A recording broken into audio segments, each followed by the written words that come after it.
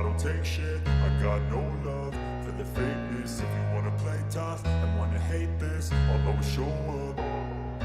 I don't ever slow up, no I don't take shit. I got no love for the fakeness. If you wanna play tough and wanna hate this, I'll always show up and make a statement. I don't ever slow up, no I don't take shit. I got no love for the fakeness. If you wanna play tough and wanna hate this, I'll always show up and make a statement. Everything I do so instinctive and so passionate. Every word I move so descriptive like an adjective. I got a vendetta against people who patented being negative when you should be getting after it. I got facts over tracks, this and that. Spitting slow, spitting fast. I could roast, I could gas. Think I'm okay at last, but I don't know if that can erase all the past. And the pettiness, a reflection of the emptiness. Hilarious, you think you're worth my time, you're delirious. Mysterious, because you hide behind a fake exterior. Inferior, you know I'll always be a bit superior. Get off of me, this ain't no humble brag. I want you to hear words, you can say them back. I want you to feel free from the chains that last, and to believe in what you got, it was built to last, yeah. Now that I've been put through hell, I never got anyone's help. I had to do it all myself. I don't ever slow up, no I don't take shit. I got no love for the fakeness. If you wanna play tough and wanna hate this, I'll always show up and make a statement. I don't ever slow up, no I don't take shit. I got no love for the fakeness. If you wanna play tough and wanna hate this, I'll always show up and make a statement. Gonna learn the consequence of being incompetent. Mental health is confidence, dreams and some honestness. I'm not here to save the day, that's for you to take away. I could play a million mind games, but instead I say something not illogical, something that is topical. Rub it on and watch it go, make yourself unstoppable. Dreams are irresponsible, but they're always possible. If you just believe, you could be so remarkable. Thoughts in my head, a collage and they spread. I'll be great one day, going off of my meds. No, I'm not giving up, no, I'm not giving in. I will make it to the top, taking off in the wind. I gotta make it, I'm saving every day to taste it. I'm patient, but my mind, it can hardly take it. I'm chasing a dream that I've had for several ages. A vacant, modern kingdom for the taking. Now that I've been put through hell, I never got anyone's help. I had to do it all myself. I don't ever slow up, no I don't take shit. I got no love for the fakeness. If you wanna play tough and wanna hate this, I'll always show up and make a statement. I don't ever slow up, no I don't take shit. I got no love for the fakeness. If you wanna play tough and wanna hate this, I'll always show up and make a statement. I don't ever slow up, no I don't take shit. I got no love for the fakeness. If you wanna play tough and wanna hate this, I'll always show up.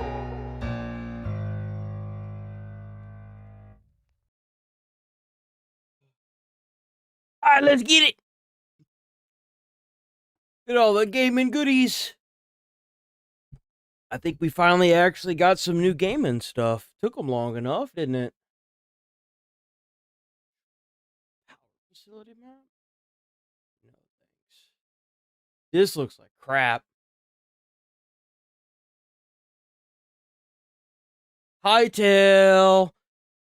Good chance a lot of people are going to be playing Hightail. It looks like Minecraft.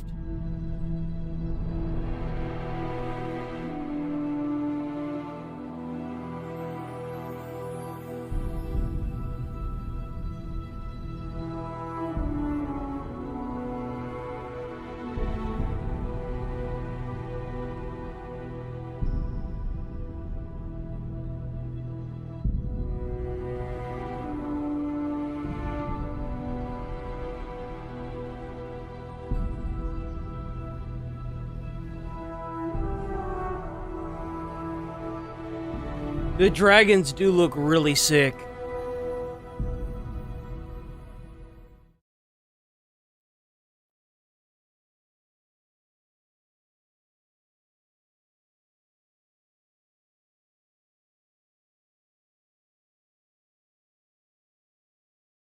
Hi everyone, Robert here from Fireshine Games. I am the Senior Product Manager for Far Far West, developed by the incredible 6-person team at Evil Raptor.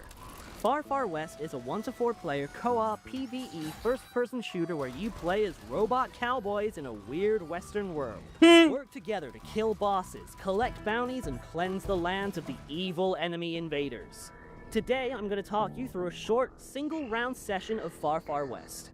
Here, we're exploring the Far Far West hometown, an evolving space where you can upgrade your weapons, spells, and characters. Spells? Once the team is geared up and ready to go, we can pick the bounty we want to hunt and drop into the game. Meh.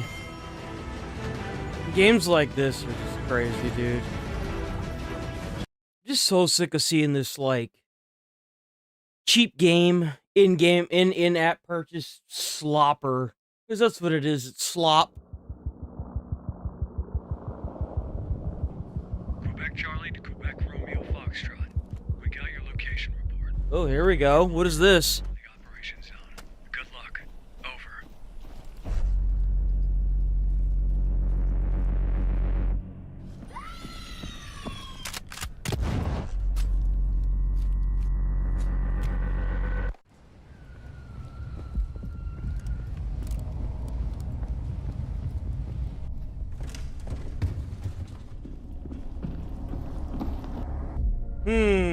Oh. Oh, that's awful.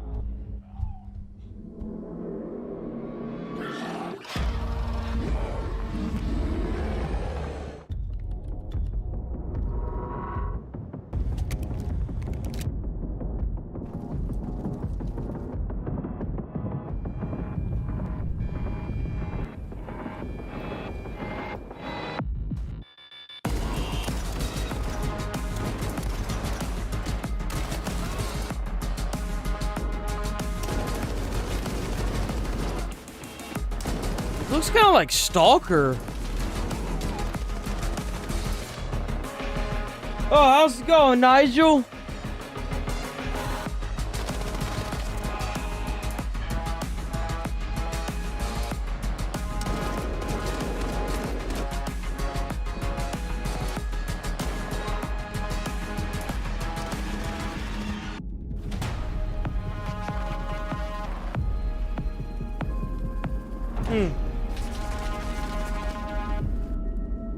Interesting.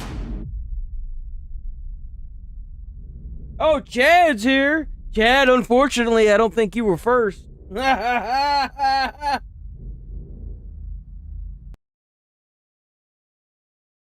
don't know about that. From what I understand, the second one's dog shit. I've heard terrible things about the second one. I've been playing Jurassic Evolution, dude. I've been enjoying the hell out of that game.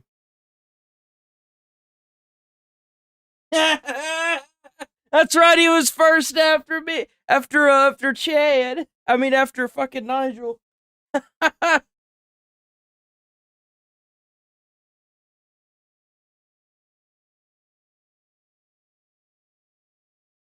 Citizens of Nippon. Oh, what's this? This looks like shit. Through progress and technology, we bring prosperity to all. Your nation Yeah, but I don't look very prosperous to me. ripples with mutiny. But our technology What will the fuck? protect your peace. Just like the Nazis again? What is this? Peace demands the sacrifice. That's of fucked those up. who stand in the way of progress. On behalf of your glorious Oh, this looks like dog shit, man. This looks like garbage. What the fuck? Shadow of the Road is what that's called, if y'all want to check that out. The idea behind it looks good, but it's turn-based. This looks crazy. This looks like Wings of Icarus.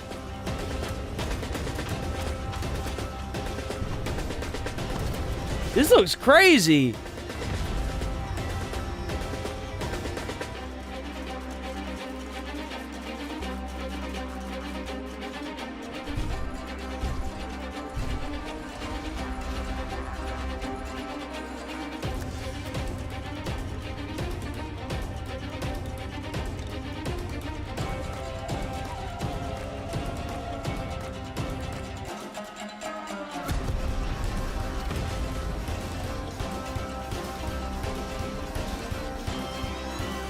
Whoa.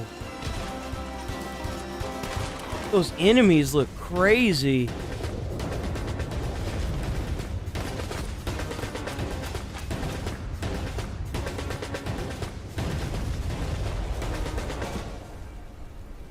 Sand Riders of Sophie?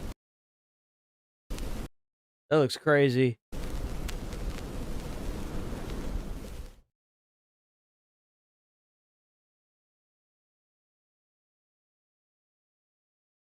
It's a racing game.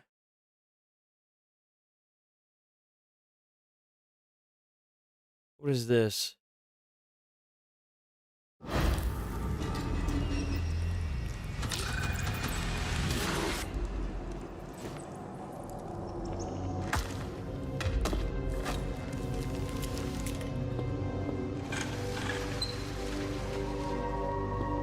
Yeah, I've been seeing that. I've been seeing that Code Violet. Also been getting a lot of shit too.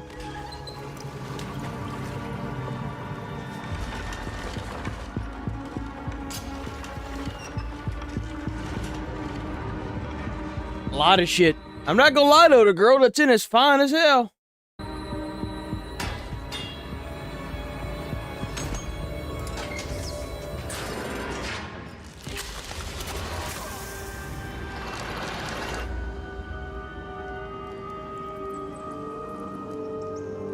Deep Dish Dungeon.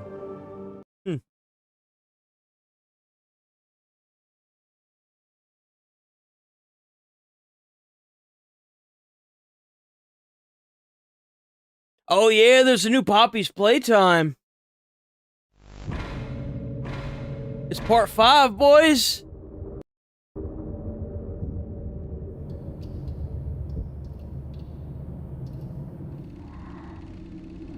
I feel like at some point I'm gonna have to sit down and play through those on stream.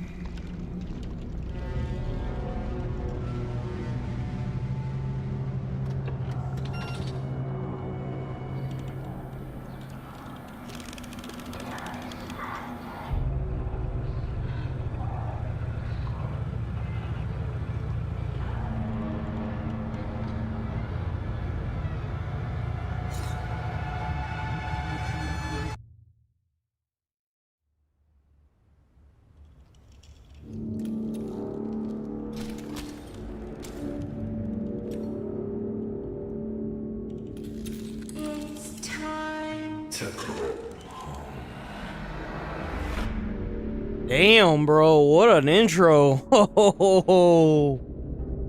Broken things.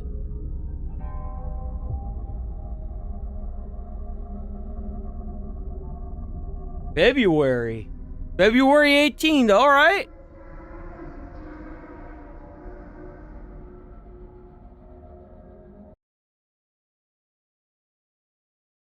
Ebola Village. Why does this look like Resident Evil?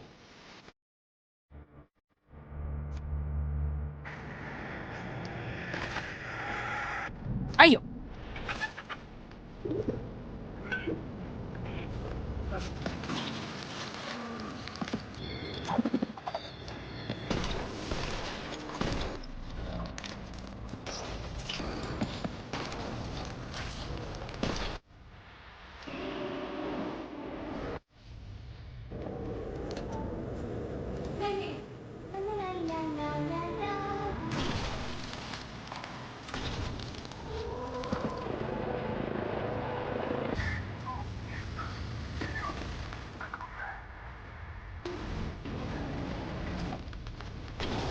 Damn. They ain't even got the chainsaw, dude. What?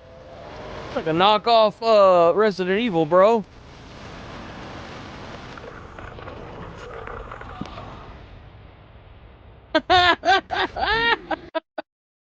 This actually look kind of good. I'm not even gonna lie.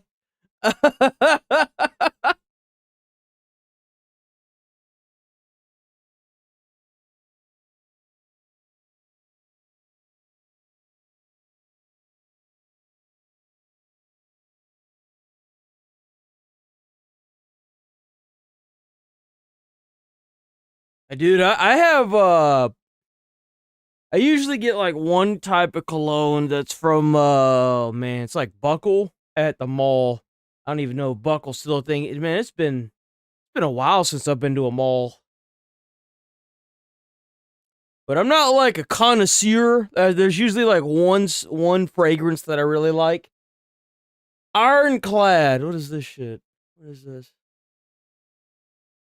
There's a Pal World official card game too? What is that?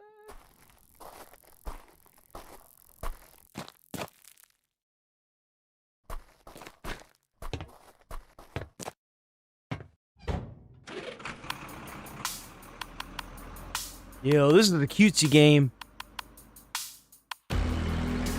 Tank game. Whoa! Hello!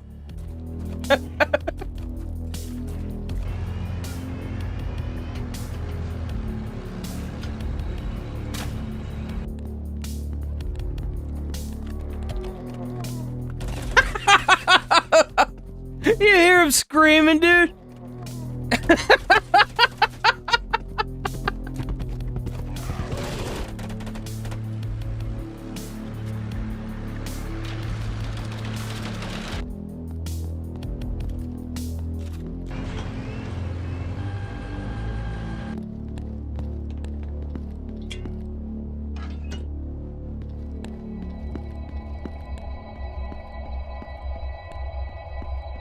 Is that a BFG?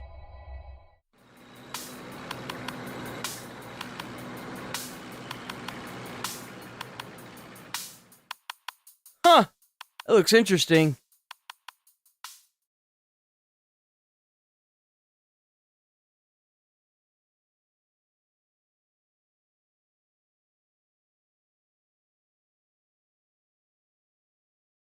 What is this?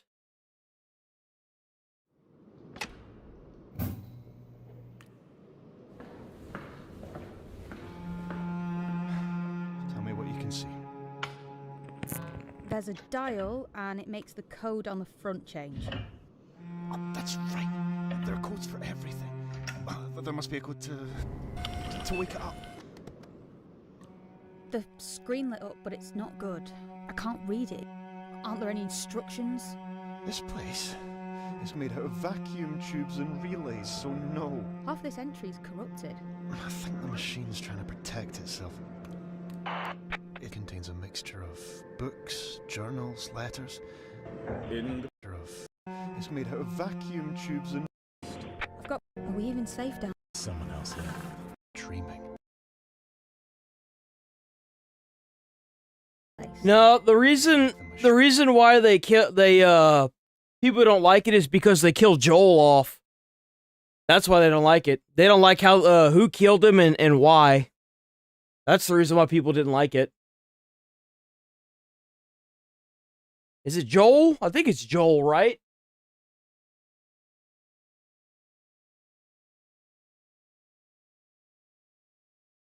Why did people not like The Last of Us 2?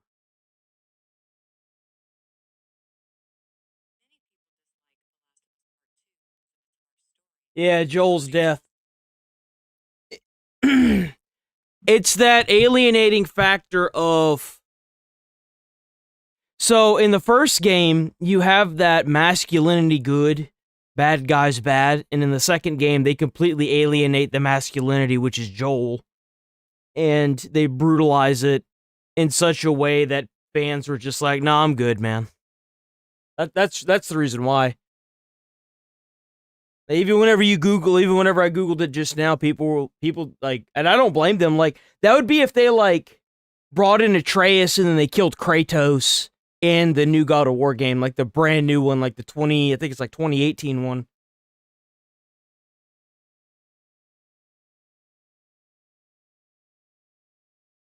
That's why. Because you have to realize that The Last of Us 2 was around for like 5 or 6 years before the second one. When did The Last of Us 2 come out? 2020? When did The Last of Us come out? 2013. So the first game came out in 2013 and the second game came out in 2020. How are you gonna make a new game and then just immediately kill the main character off and do some weird fucking schizo like wokeism shit in it after that amount of time? Like, dude, that's just wrong. That's actually exactly like what I thought. Like, so like that would be if God of War ended God of War 3 and then it led into the new God of War in 2018 and then they killed off Kratos by like him slipping and falling and then he just died. And then Atreus is gay and is now running the show. Ain't nobody want to see that, bro. Like you have to realize that The Last of Us has been like a staple for PlayStation sales for as long as I could remember, and then it just died the minute the second one came out.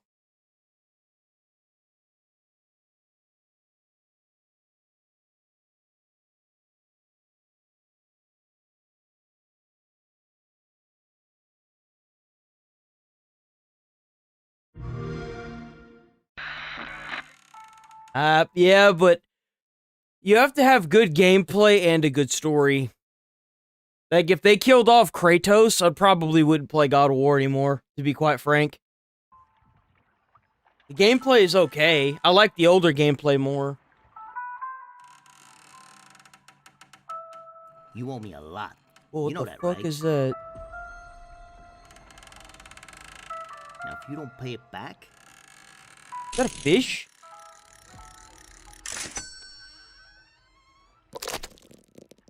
there's gonna be consequences.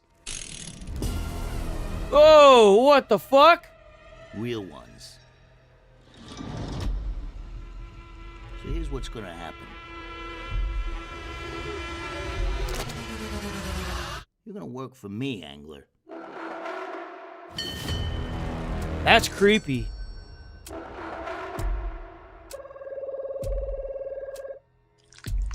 Till that debt is gone.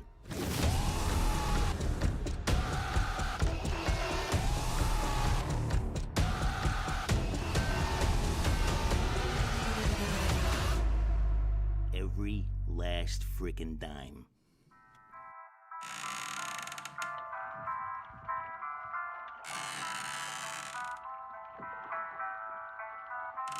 Damn, that looks like it might be pretty good. This looks crazy.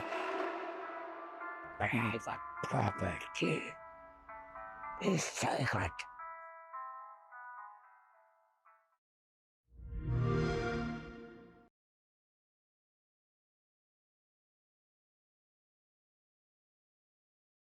I think that was it. Let's check out this Power World card game. What is this shit? Just like a real card game, or is this like an in-game card game? Oh, that's pretty.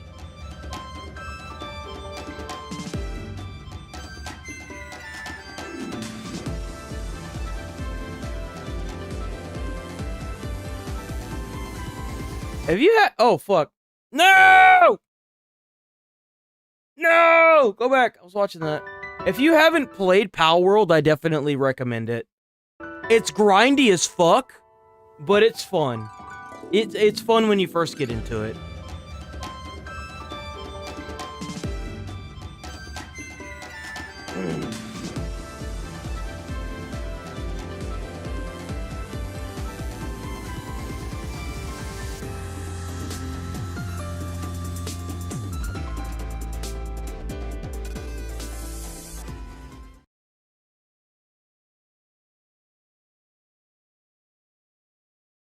Alright. Enough fucking around, I guess. Enough fucking about. Actually, I've got two shorts I want to show first. There's two shorts that I want to look at. Hold on. There's this one.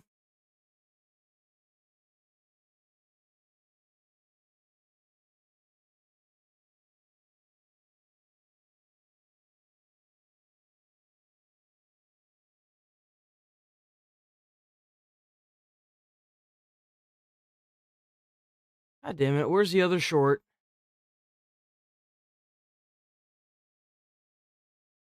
I hate how YouTube looks now. I don't like this. It looks too like appified. It looks too much like a damn app now. I hate how it looks. Here it is. There we go. Iran is. He's completely right. What's this? When the did we have to bow down to certain communities? Look, I'm Asian. I'm Vietnamese. Okay? When we have our own communities too, and our communities thrive. Yeah. You know, we have businesses. We've been here only less than 50 years. After the Vietnam 1975. Yeah. Majority of us have businesses, scientists, engineers, doctors, bright minds, people that given back to this country more than we taken. Yeah. And we have never asked anybody to bow down or speak our language. True. And when the this stupid mayor in Minnesota have to speak their language and apologizing for those motherfucking pirates. He's a Jewish dude. He's talking about the Somalians, dude. I thought this shit was funny as fuck. Who is this guy? You know? He's completely right. What's this? When the did we have to bow down to certain communities? Look, I'm Asian. I'm Vietnamese. Okay, when we have our own communities too, and our communities. what a thrive. legend. Yeah, we have businesses. We've been here only less than 50 years. After the Vietnam 1975. Yeah. Majority of us have businesses, scientists, engineers, doctors, bright minds, people that given back to this country more than we taken. Yeah. And we have never asked You anybody. see, that's the crazy part. You never hear any of these Asian people bitching about our culture. They always come over here and assimilate, dude. That's all they want to do. They learn English. They stop, like, they completely disregard the bowing to respect thing. Like, I think that the Asian culture assimilating with Americans is a prime example of what these other countries should be doing. I have the utmost respect for these Asian immigrants that come over here and they assimilate. It's like, even people like Nigel, but from Belize, like, the fact that you come over and you assimilate, I don't care that you're an immigrant. I could care less. You came here, you learned our language. Some of the times it's easier than most. You got into our culture, you thrived in our culture. We got Americans that can't even do that shit. Like, what are we doing here, you know? Yeah, they give to society. They don't come here and immediately get on welfare. They came here like you served in the military. This guy, I don't know, he looks like he has his own vehicle. You know, he probably has a nice upstanding job. He learned English. He assimilated. He came here, he did everything he needed to do. He checked every box, and now he's a core patriotic fucking American. Like, when did we get away from this mindset? Seriously. To bow down or speak our language. True. And when the stupid mayor in Minnesota have to speak their language and apologize for those motherfucking pirates. He's a Jewish dude. Who is this guy? You know? He's completely Like, right. What's this? It's sad to see. Standing in the road trying to obstruct traffic. Obstructing traffic, idiots! You can't do that. That's against the law. Like, you could protest legally. Again, I'll stand by anyone that protests legally. It's within your constitutional right to protest. Just protest on the sidewalk, man. How's this so hard?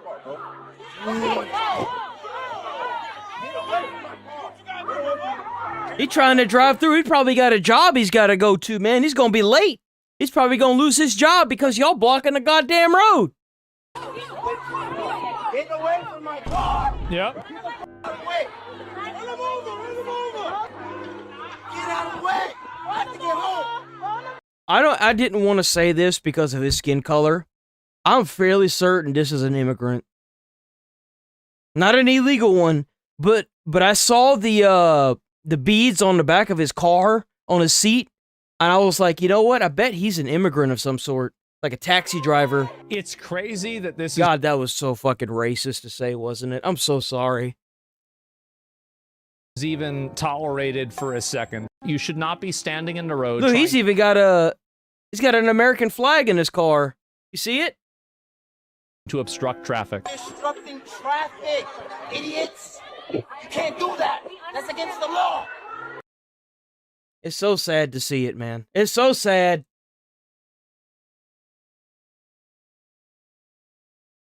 There was a video here. Aha! Alright. Daily dose of the internet. On the internet. Most cursed videos. Oh, I hate it. Yeah, I don't like the kid ones. Bro, like, this is so dumb. Look at this. I'm taking a... I can literally see over the... You want to come in? Hey, you want to come in? I'm taking a...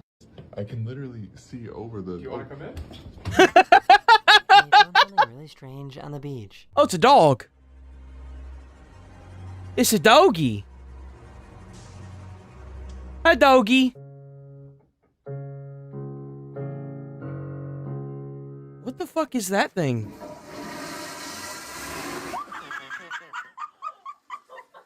These people threw some money into a wishing well.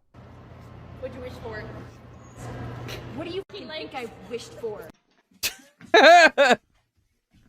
Yo, what the fuck? Bro, we just finished eating pizza. There you go, bro. What?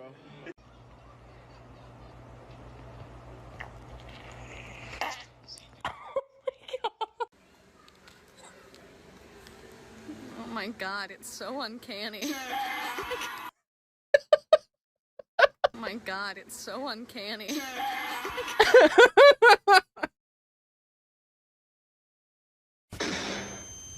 What is it with this damn cat, bro? Oh, I remember seeing this. If I'm not mistaken, he got into a lot of trouble for doing this. A lot of trouble. Like, he had, like, the police called and everything on him. What's happening here? Is it a party? ¿Qué pasa, fiesta? Funeral. Oh, whoopsies. No, I'm definitely stronger than you are. No, not. Yeah, I am. Not than my dad. Probably not stronger than your dad, no. My dad's... I've never seen my dad. Damn.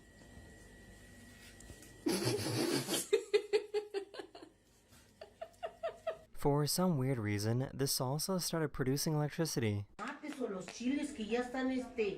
What the fuck?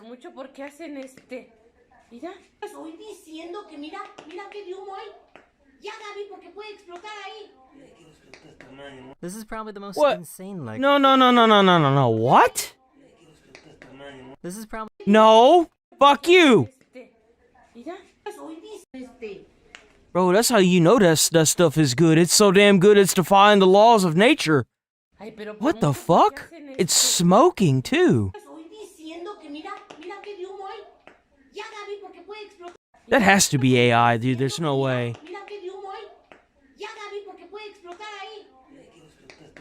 This is probably the most insane like cram. Oh, yep, I've had one of those before. I think I see a raccoon. A raccoon! It's gonna be a dude. It's gonna be a dude. It's gonna be a guy. It's a guy. This is why you don't talk to strangers. This guy offered to give her $40 for her socks. You want my socks for $40? Yeah? I was afraid to ask you. Sure. I will gladly take $40 if you want my socks. Really? Yeah. Yeah. Okay, bye. Yeah, have a nice day. I'd be giving my socks up for 40 bucks. But what are we updating on your phone? I'm confused. Well, we're eliminating people. Why? They're dead. Grandpa? I mean, Jesus Christ, how can I call them if they're dead? These guys thought a house was on fire, so they drove over to investigate. A real... What the are they making in there? Oh, bro, look what it is. Are you kidding me? Let's get the hell out of here. What is it? It's a cremation society. No! That's people. That's right, man. Nigel's the patriot, I man. don't have a driver's license, but I've never been in an accident, so... Well, like you've never had one, or you just didn't renew it, or?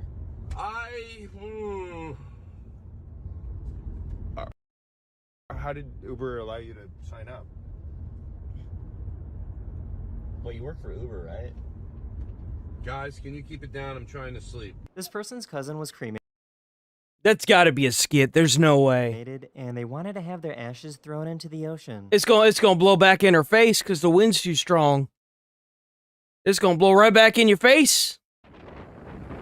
You gotta throw it downwind.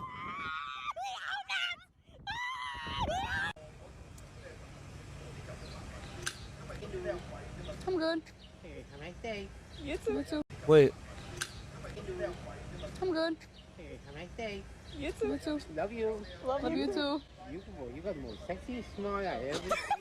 What the fuck?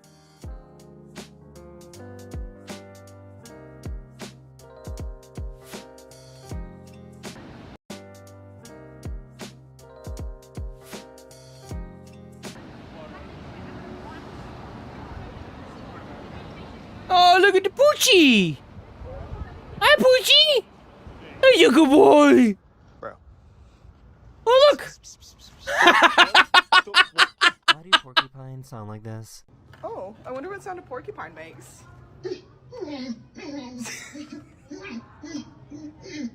She walked into her apartment to find that her neighbor somehow got into her plumbing system.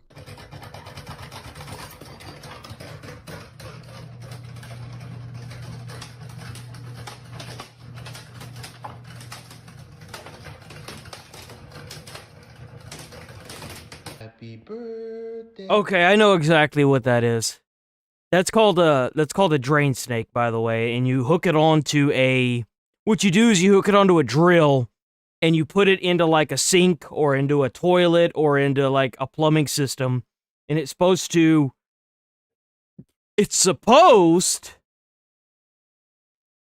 break up anything that's clogging it. I don't know how the fuck this happened. I'm fairly certain that he has to be in the house in order for it to connect the drain. So he's probably doing this from somewhere else in the house.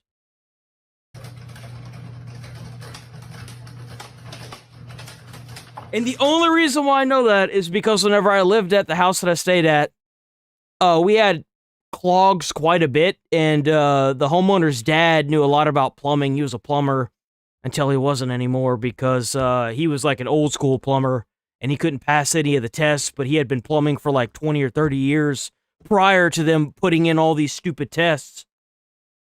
And he did the entire plumbing and stuff, so I think it's funny.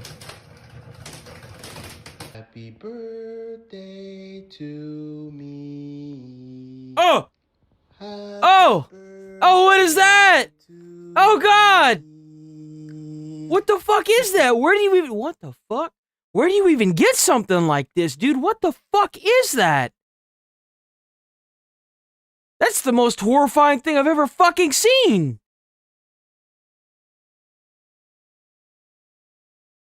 Birthday to me.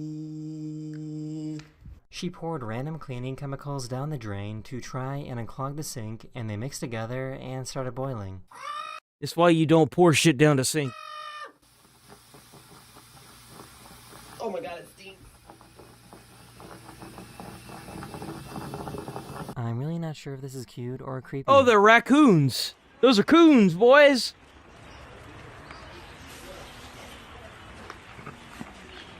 That's kind of cute, I'm not gonna lie. Oh, hey there. Nice to meet you. Oh, firm handshake. Very nice. This is proof that my husband actually sleeps with his eyes open.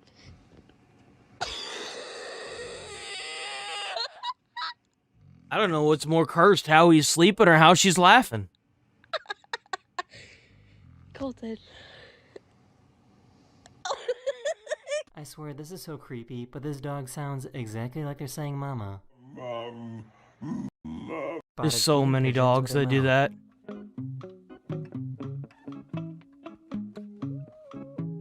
So her dad recently passed away and was cremated, and she wanted to show a cool device that allows her to take her dad's ashes anywhere. Why don't you just let the man rest in peace? Jesus fucking Christ, it's a dead corpse. What are we doing? You see that crazy schizo lady that was eating the ashes To take this of her it was like her dead husband. and Well,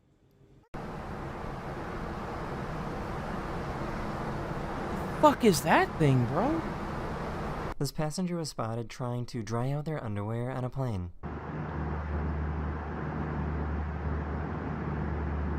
That's weird.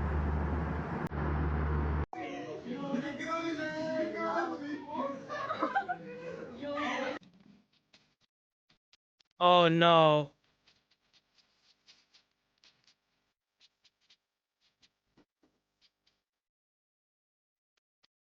That's crazy. You're weird, but this is just a deer with scent glands.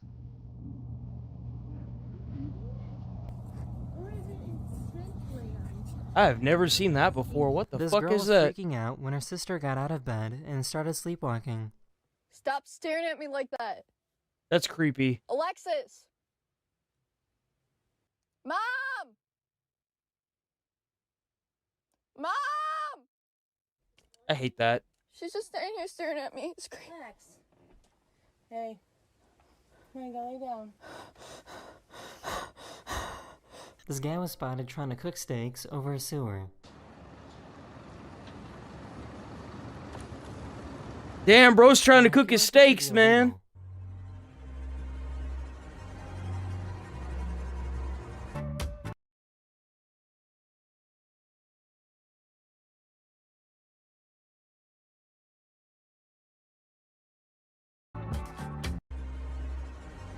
These are the kind of people that protest, boys. You know how I know that? Look at his hair.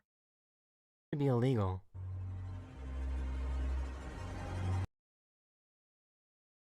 What the fuck is that? Is that bro really eating ground beef out of a tube?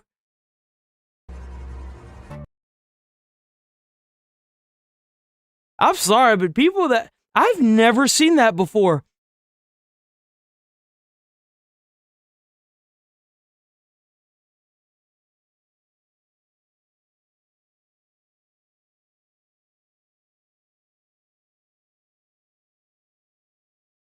I'm so sorry.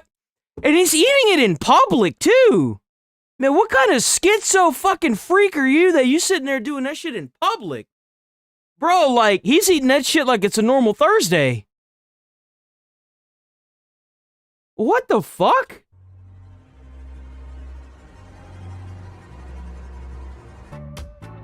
That caught me so off guard, dude. That, like, what? This is absolutely diabolical.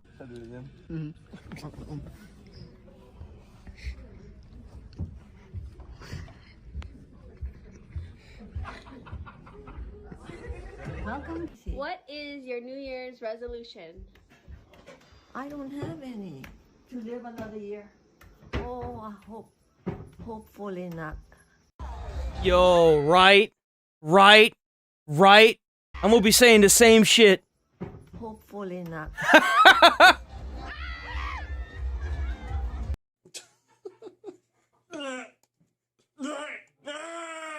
For some reason, this makes me uncomfortable. Here, I'll go the whole thing. Oh. I've done that. I've done that before. Subscribers sent me a video of their super flexible arms. I found someone who has a really stretchy ear. That's actually a condition. That's actually a condition. That's a thing. Like that's something. It's kind of like whenever you could roll your tongue, or you can, or like you could touch you have like a long tongue, so you can touch your nose. It's like a genetic thing. That's crazy. I found someone that can inflate their tongue like a balloon. Yeah, like this. Yep. It's a genetic thing. Bro, could you imagine having a tongue that big in your fucking mouth constantly? Sometimes my, because I still have my wisdom teeth, sometimes my gums get, pushed up underneath my wisdom teeth, and I, bite down and I bite the fucking back of my gum and it gets all swollen. So, you're gonna think I'm crazy, But sometimes I get fed up with it, and I try to wait for whenever I bite it again, and then I bite it off. Like, I actually bite the, like, back, like, inner mouth, like, the inner, like, wall off of my, like, thing. It hurts so bad, but I do it just so that way the swelling fucks off, and it does, it fucks off. And it heals back to normal. What the fuck is that? What is that? Oh!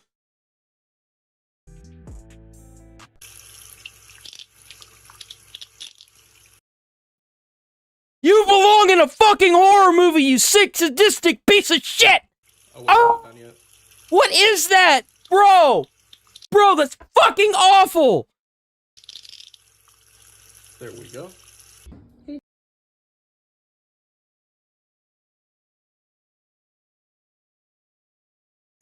Bro! Oh, wait, it's not done yet.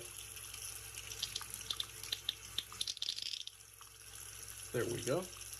Hey, D, can I have a napkin? Yeah. I remember when that was going around. Oh man, it's so cold out here. I can't feel my toes. Damn. He got us. He got us, man. Somebody tell me why my toilet sounds like this. It actually might have gotten frostbite on that foot. I wouldn't be surprised if he got frostbite. Yo, some people's thumbs look like that.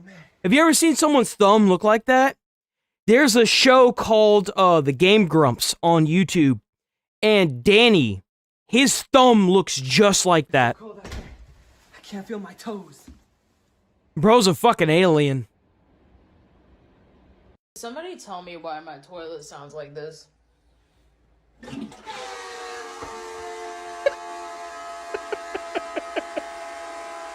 Yo, I want one. How can I get one of those?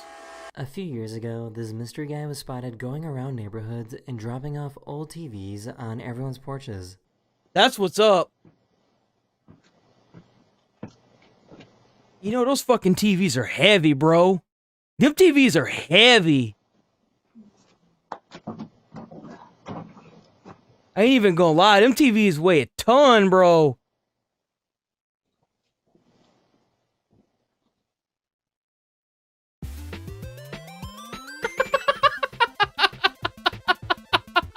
How?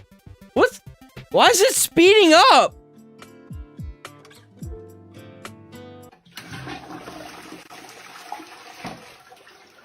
This delivery driver saw this person's cat, and I'm not sure why, but they started licking it.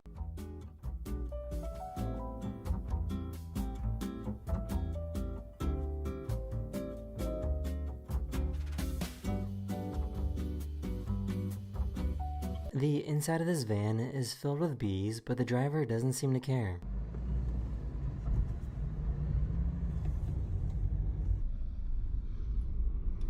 What the fuck?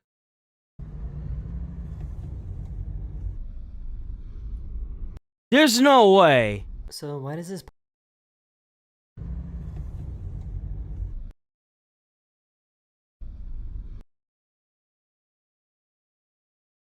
Was that the pain? Like, what the fuck?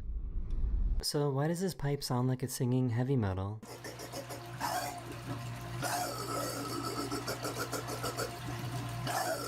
This guy was out in the ocean when he spotted a random hand.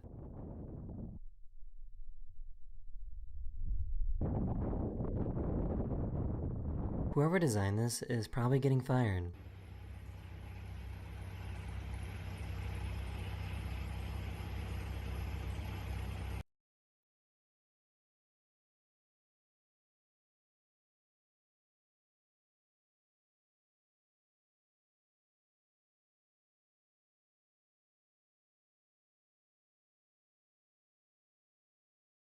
You know, I want to say this is fake, but I can't, because I know it'd be a lie.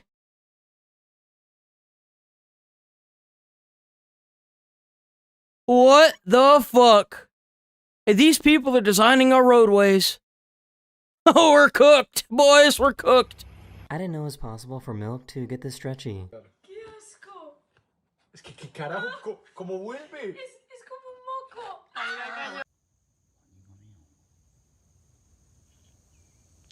Turtles! What? What the fuck? For some weird reason, this guy went to a restaurant and wrote this on the table using mayonnaise. Oh, Picasso.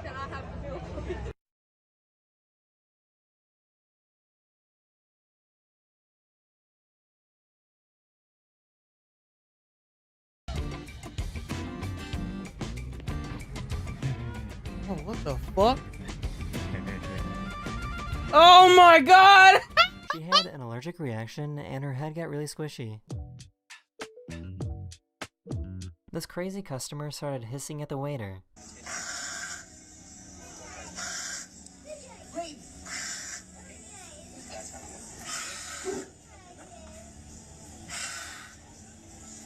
She went to go visit her grandma's grave, but found a turkey circling around it. That's who I came to visit, and I just look back, and I see this. That's crazy. Crocodile eyes staring at them. Those are Oh, yeah, no, they are. E aí, você teria coragem de pescar aí à noite? Essa Hey, aí é a boy! realidade do Rebelião do Amazonas. And you go in that water, you ain't coming out. Bullet holes on the screen? Yeah. Oh, wow, okay. Come around. There's a super tiny cave in Texas that people love to explore. Oh, I couldn't do that, bro. I couldn't do that. This family in Florida came home after a hurricane to find this in their house. Damn! Oh, shit! Yo, man, you can have the house. We'll move out tomorrow. You good, boss? His Tesla started detecting that pedestrians were nearby when he was in a cemetery. Oh, I remember seeing that one. That one's weird. This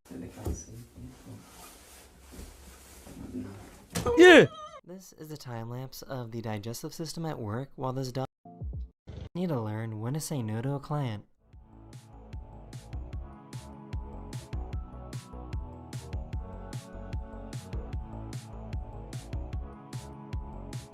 Man, you can tell this a young dude that doesn't, like... Yeah, sometimes the tattoo artist needs to learn to say no. Bro, like... This a young dude putting shit all on his face. What the fuck? I didn't know it's possible for your eyelids to have muscles.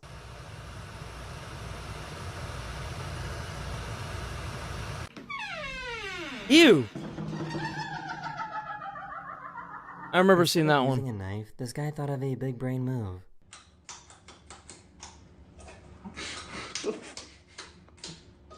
This is Yo, low key, that's pretty smart. To spread Grandpa's cremated ashes. No, don't give any more.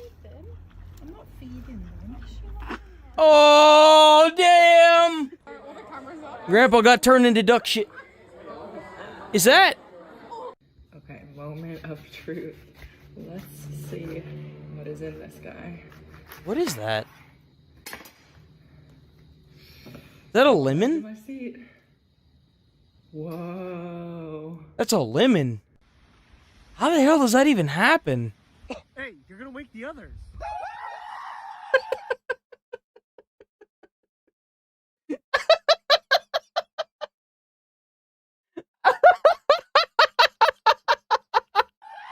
Oh my god, dude! To feed the pigeons or ducks, but this All right, last one. Herd of eels. What the fuck is that? Bro, he feeding the eels. Bro, he feeding the eels like a damn duck. Look at that shit. I What found the a video of this frog that can inflate and deflate itself.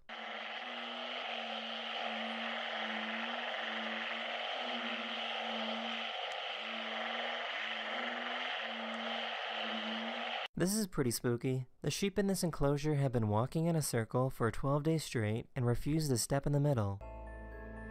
That's weird.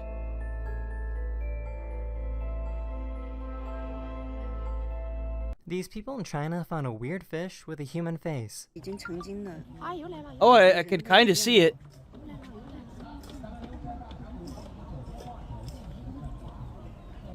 That's creepy, dude. What the fuck? Last one. Oh!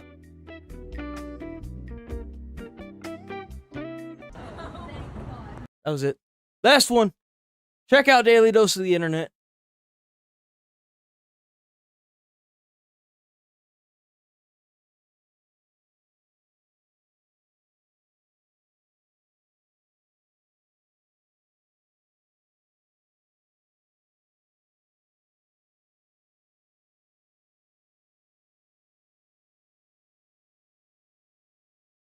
Oh, dude, get out of here with these.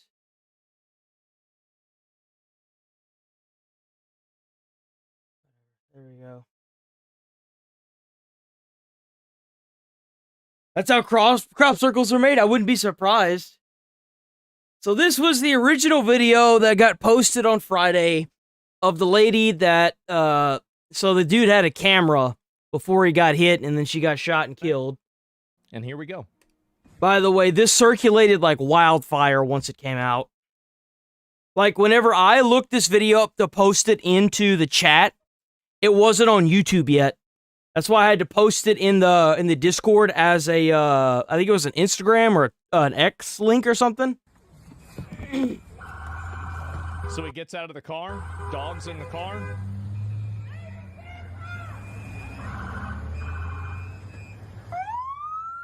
You can see she very clearly looks at him. She acknowledges. She's smiling at him. Mm-hmm. That's fine, dude. I'm not mad at you. Show your face. And you can see very clearly this is a phone camera. This guy probably learned his lesson from last time somebody tried to run him over. This home security video shows a driver taking off during a traffic stop. The same dude is on that. He's being dragged 300 feet. Dragging a deportation officer with him. Show your face. I'm not mad at you. That's okay. We don't change our plates every morning, just so you know. It's Missouri. No. Sorry. It's odd that someone from Missouri is all the way in Minneapolis, Minnesota. When you come talk to us later. That's fine. U.S. citizen, former fucking country. He's a citizen. So he walks around the You car. want to come at us? I say go get yourself some lunch, big boy. Go ahead. Get yourself some lunch. Get out of the fucking car. Get out of the car. But here it You is. can hear the thump. Drive, baby, drive. Did she say that? Let me hear it again. She did. She got in the. She said to our partner, "Drive, Stacy, drive." Why would you say this? They need to take this woman. They need to put her in jail. They need to put her partner in jail. This changes everything? Out of the car.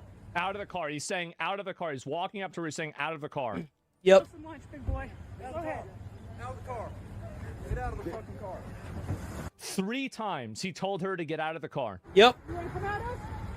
You want to come at us? You want to come at us? You have somebody. So I was still right. He was walking around to the driver's side door. That's why he was there. He was walking around to the driver's side door once they decided they were going to pull her out. Want to come at us? Drive. She's looking directly at him while she's accelerating the car. And then her wife is saying, drive, baby, drive. You see how fast that car went. You heard that? I want to go back. This is what I said about it the day it happened. Right there. She's moving forward, and he had to just barely get out of the way. He barely got, if he hadn't moved, and you can hear that now with the thump, would have run him over. Watch the tire. See, now the tire is moving forward. You see the tire is moving forward? That's the revving. Directly in front of the car. You can see the spinning. There it is. I genuinely think that a lot of these people on social media and the media in general are totally to blame for this. This vigilante justice fantasy that these people are selling on the internet needs to die. You have the media saying they're secret police. Their thing says police. They have lights on their car. That was the next thing that she was saying. That people were saying, well, how could she know that it was the police? Oh, how could she know? Oh, yeah, the vests, the fact that she was recorded following them around all morning. I'm sure she had no idea. Decked out in police gear, but you're trying to pretend like they're not. You can't. To give you... It's great because every excuse these bozos came up with online, the internet literally went through and sussed it out. drive over federal officers. You can't ignore lawful orders. You can't decide in the minute of you being detained whether you think that it's justified or not. And if you disagree with it, you just get to drive away. Because here's the truth. It ruined all of her kids' lives. It ruined Yeah, her. she had, I would assume they're adopted. Because, like, she has a partner that's also female. I would assume they're adopted. So, yeah. So, the partner needs to go to jail. She got, unfortunately, what was coming to her. Fortunate enough for society. And the kids are probably going to end up back into the foster system. Her life, it ruined her wife's life. It's going to ruin this police officer's life. All for what? So The police officer that this happened to is now in protective custody. There were, I wouldn't say video or footage, but there was, hearsay that they had moved the officer out of his house. They were moving all of his stuff into storage. Federal agents were. So he's now in protective custody. So he's going to have to change his entire life because of the piss poor decisions of one retard that is now, that had, paid for it. you can get social media likes, and then she dies. It's disgusting. Mm-hmm. It is. It's completely fucking disgusting. She ruined so many people's lives for what? Oh, but there's no proof that she was driving around. There's no proof. What's this? If you want to check. What's this then? Look. What's this? Who does But she had no idea. She had no idea it was the police. Sure, really, it's crazy.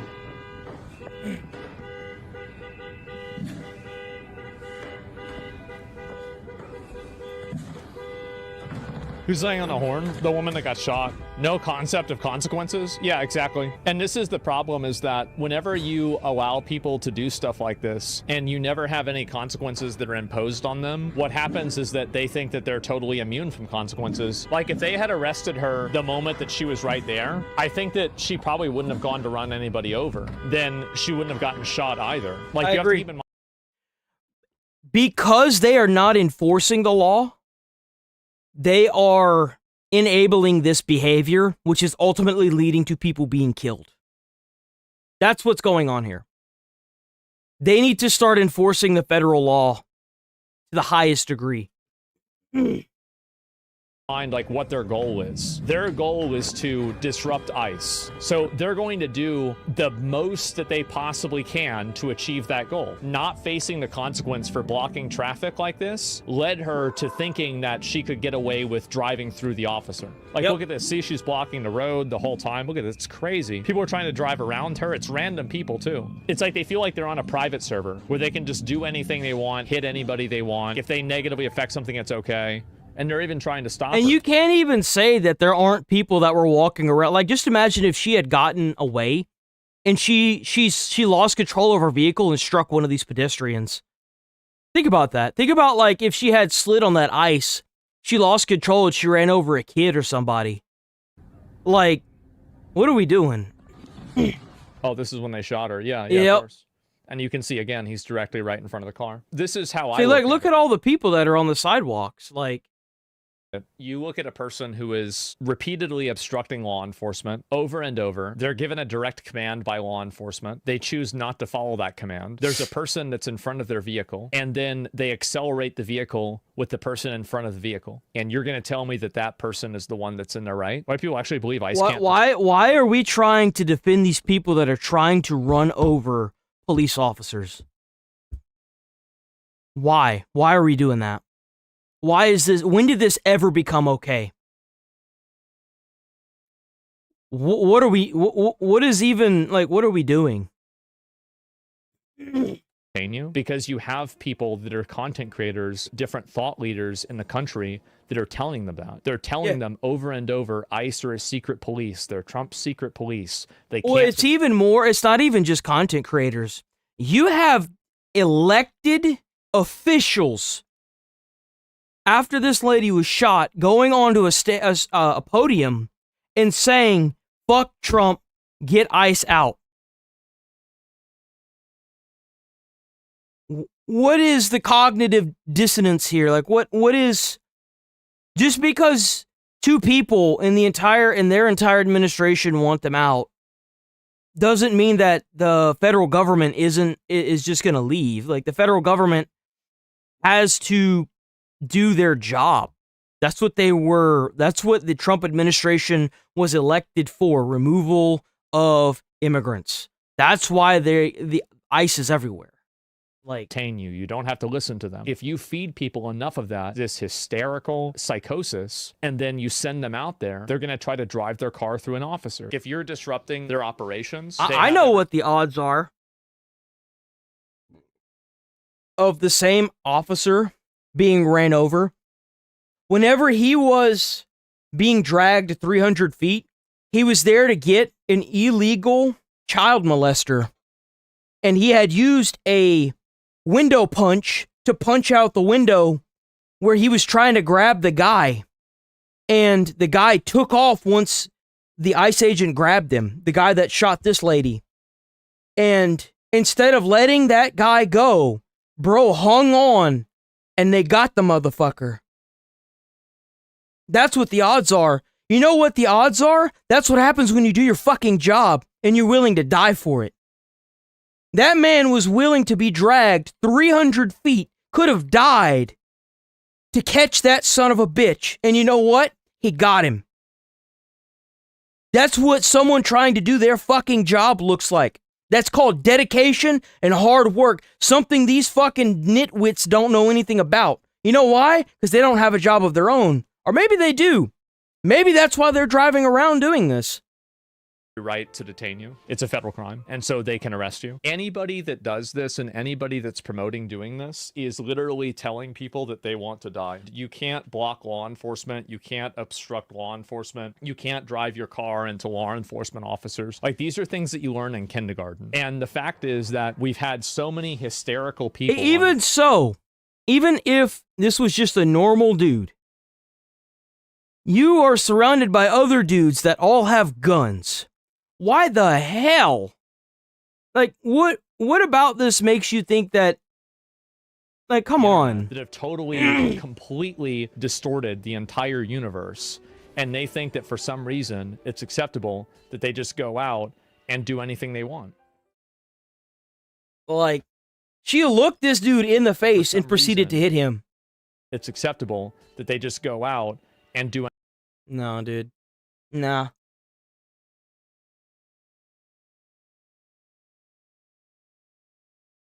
Big surprise when you run into a police officer or a federal agent with guns.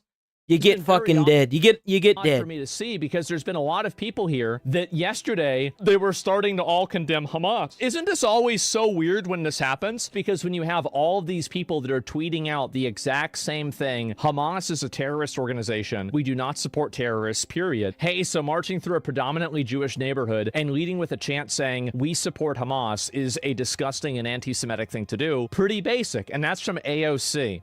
Now, she was having a really, really bad time over this. So we're going to watch we're going to listen to it again.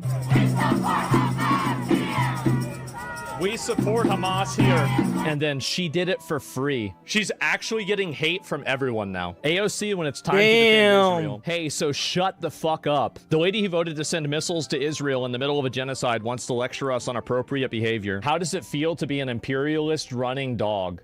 Oh my God. Where do these people come from? Hassan in shambles. He did tweet about this, to be fair. As a lesser evil voter, I will once again repeat my harm reductionist credo. Hamas is 1,000 times better than a fascist settler colonial apartheid state, and the real harm happening here is that another illegal stolen land is taking place at another synagogue. I don't expect a U.S. politician to come out as pro-Hamas. But it's clear that many people see the pro-Palestinian cause as at least discardable. They're going to make a fuss about this rather than the Khanis flags waving Zionists or the illegal synagogue land sale. So I really can't express this enough. Supporting a terrorist organization is a losing cause. Even if you think they're right. Even if that's the crazy part. It's just like anything else. If you support these people and the reason behind what they're doing seems good, the road to hell is paved on good intentions. There have been reports that these people have been raping, killing, just random, just citizens, just normal people. And that's how they bloom into a terrorist organization. You think, you know what, they have the right viewpoint on things, you don't want to go out and fucking say that. Radical leftists will never concede. I think that this is them getting backed into a corner. People like Mamdani, who refused to condemn Hamas or wouldn't talk about Hamas, all of these people thought that that meant that he supported it. But the problem is that the public has become so radicalized that it's just, we got to treat you like every other politician now. The honeymoon is over. Yep. And so... Jewish. You are Jewish. Jesus Christ, man. Oh, this is America now, unfortunately. So this was yesterday. We had anti-ICE protesters everywhere. There was also another incident where a U-Haul had run over a bunch of people, but that's what happens whenever you start crowding a U-Haul. To the news, and we start with the Fox News alert. Anti-ICE protests erupting across the U.S. with thousands of clash-filled demonstrations taking place in cities like Los Angeles. And this is the reason why you have to crack down on this. Is because whenever people see what's happening in Minneapolis and they're not doing anything, you're going to have this shit all across the country. I don't care if you want to protest. Get out of the street. Stop lighting shit on fire. Like, if you want to be loud and do whatever, great. Keep it within the time frame. You know, it's not supposed to be past 10 o'clock in most places. You're not supposed to blare music past 10 o'clock. People have to get up and work on the weekend. You know, it's a normal way of life. Just follow the goddamn law. Like, what, like, come on. In Minneapolis. As DHS releases new video showing the minutes leading up to the fatal shooting of Renee Good. Our own Matt Finn is live on the ground in cold Minneapolis with the latest on this entire event. Matt? Hi, Rachel. The protests here in Minneapolis seem to be growing larger. Yesterday, a massive crowd, thousands and thousands of people gathered in Powderhorn Park in Minneapolis. Damn! That's a protest. Look at that. Minneapolis City Council members announced their now failed campaign to dismantle the police here in Minneapolis, and that really sparked a nationwide movement. Now, yesterday, after the demonstration... Why the hell would you want to dismantle the police? What could you possibly gain from dismantling the fucking police? What could you ever gain from dismantling the police in a state? Why is this even a question? Well, how is this even a topic for debate? Like, it's like they want complete lawlessness in their state. In that park, also similarities to the George Floyd riots in 2020, protesters marched down Lake Street. No, this isn't as bad as the protests in... No, there's no way. Because the George Floyd, it wasn't even protests, they were riots. They were constantly burning down shit. I guarantee you they would have, too, if it hadn't been for the National Guard. Yesterday, because in 2020, many portions of Lake Street were set on fire during the George Floyd protests and riots. And here are some anti-ICE protesters. They're not out here trying to detain criminals. They're out here trying to incite chaos. And just, it has to be stopped. I have always been surrounded by a lot of immigrants and my family and my roots. So I'm here to stand up for what I think is right, and we as a community are here together. Now, Minneapolis police say well over 1,000 protesters and some rioters damaged parts of the Renaissance and Canopy hotels downtown Friday. 29 people were arrested, one officer injured after being hit with a piece of ice. And there's also new video leading up to the moments of Renee Good's shooting death by an ICE agent on Wednesday.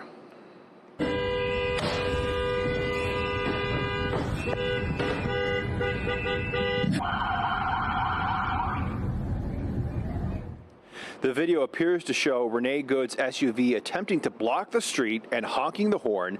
Now, Border Patrol here on the ground, they tell us it is dangerous for agents to be blocked in by a car because there are so many anti-ICE... Hey, you know why? Because they're police officers. What does any police officer do whenever they're boxed in by a bunch of fucking schizos? And they have a gun. What you think is going to happen? When you outnumber these police officers and they have no choice but to resort to lethal force because they're scared of their fucking lives, what do you think is going to happen? Though, on this instance, you can't say that they were being boxed in by an overwhelming amount of people.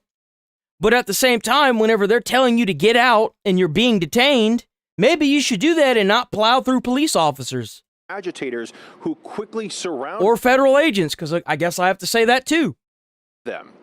And Democratic Congresswoman Ilhan Omar, along with other House representatives, say they were denied full access to an ICE facility here in Minneapolis yesterday. Yeah. It's just like whenever that lady showed up to an ICE facility and started hitting police officers, and she ended up in jail. You don't just get to go into an ICE facility. Why don't you go to like a jailhouse and do the same thing? I'd imagine they tell you that we can't just let you in. Like, come on. This is just one more example of this administration. She's scared, bro. She knows she knows her goose is cooked. That's why she's down there. She knows that if she doesn't do something, she's probably about to be deported. All her fraudulent little fuckers have gotten caught. And Kristi Noem violating the law. This is an out-of-control Trump's ICE. When people are disappeared in the darkness, American democracy dies. They are not only disappearing people. Oh yeah, well, what about whenever people appear in a country and they build a fraud system to defraud American people, and then they have a voter vouching system where, one person can vouch for up to 5 people. You have no voter ID, and you've got people walking into booths vouching for 5 different fucking people whose names probably don't even exist. Last time I checked, that's the destruction of democracy. She's directly, she is being unconstitutional because she is a Somalian who is bringing her blood feud from 2 Somalian tribes here and is telling one tribe to vote for her so that way she can keep the other tribe out. It's supposed to be unbiased democracy. And you want to sit here and talk to me, tell me what my Constitution says? I'm going to quote Trump on this. Don't tell me what my Constitution says. Go back to your own country and read what yours says. Who have committed crimes, who are in this country undocumented. They are disappearing U.S. citizens. Now, DHS fired back, saying members of Congress were notified that their visit was improper and out of compliance with existing court orders and policies which mandate that members of Congress must notify ICE at least 7 days in advance of congressional visits. DHS also says... They've already said this. It's just like whenever that one lady went to the facility and acted like a freaking schizo and started hitting police officers. She ended up in jail. That's what happened to her. They've already been through this. You're not doing anything that no one else has ever done. Representative Omar basically led protests, cheered these protests on at the ICE facility. Back to you guys in New York. Thank you, Matt. Thanks, Matt. Hey, Charlie, and Griff, do you guys remember Bill Bennett? He wrote a book called The Death of Shame. Yes, indeed. That's what I think about when I see Ilhan Omar just showing her face. Like, does she know shame of everything that's just happened in the Somali community? That she clearly knew what was going on in that, and she has turned a blind eye. She's defended it, and here she is. Exactly. That's why she's down there. She knows that if she doesn't do something, she's fucked. Talking about all of this and getting on her high horse and really instigating and fueling so many of these riots here and protests against ICE, just trying to get rapists and murderers off the streets. I keep wondering why. Who's funding these groups? Why don't we know more about these? That's what I want to know. Who the fuck is funding this shit, bro? There's also a video that was circulating on Friday or Saturday where a dude had went to one of these protests, burned the American flag, and left. People followed him, like a bunch of people followed him. Hold on, let me see if I can find it.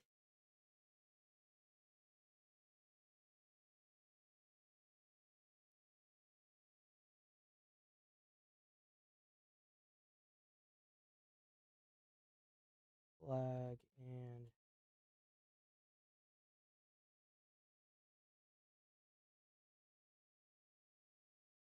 right here. This is it. Fuck your flag burning, dude. That was fucked up. Yeah. That's not cool. Yeah. Why would you run off? Why would you run off? He went out there, he burned the flag, and then he just left. It's weird to burn a flag. And you want to sit here and tell me, because that's the whole reason why Trump had this outlawed, is because it incites rioting. That's the reason why he had this shit banned. Right here. Flag and run off. That doesn't make sense. That's not a protest. Why are you not back there at the protest? We got everybody riled up. You came here to do what? You a boogaloo boy? An accelerationist? What are you doing here? Mm-hmm.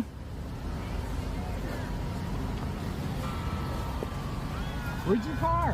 Where you from? Why are you here? Yeah, we know. We remember George Floyd, so we know you guys are around. Hey, fuck your flag burning, dude. That was fucked up. Yeah. See? Yeah. He doesn't even know where the fuck he is. He doesn't even know where his fucking car is. What? Why are you hiding your face? You see that? That's crazy, right? It makes you wonder. About Ilhan Omar, you know, you are right. She's not only fueling these protests and sometimes it gets violent, but she's also fueling the anti-ICE rhetoric that is causing... Yeah, it circulated like a wildfire on Saturday or Sunday. There's a reason. Look here. Look here. Look here. If Trump knows how to get Venezuela, the president, Maduro, he knows that there are drug boats coming in. Look here. He knows how to get Maduro in 3 hours. He has a task force. Bro's got boots on the ground. Bombs every military installation on the way out. You think that the president of the United States might have a little bit more intel than we do? Look, he may be a fucking schizo sometimes, right? But he's still the president that knows a whole hell of a lot more about what's going on out there than we do.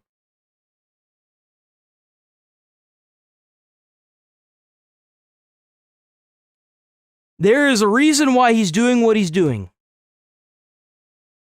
Agents to have a 13% 100 increase in assaults on them, a 3,000 plus increase in vehicular assaults. But at the end of the day, 3,000% increase in vehicular assaults on police officers. 3,000 plus increase in vehicular assaults. But at the end of the day, this was just a matter of time. It was a matter of time before one of these agents got sick and tired of being struck by fucking vehicles.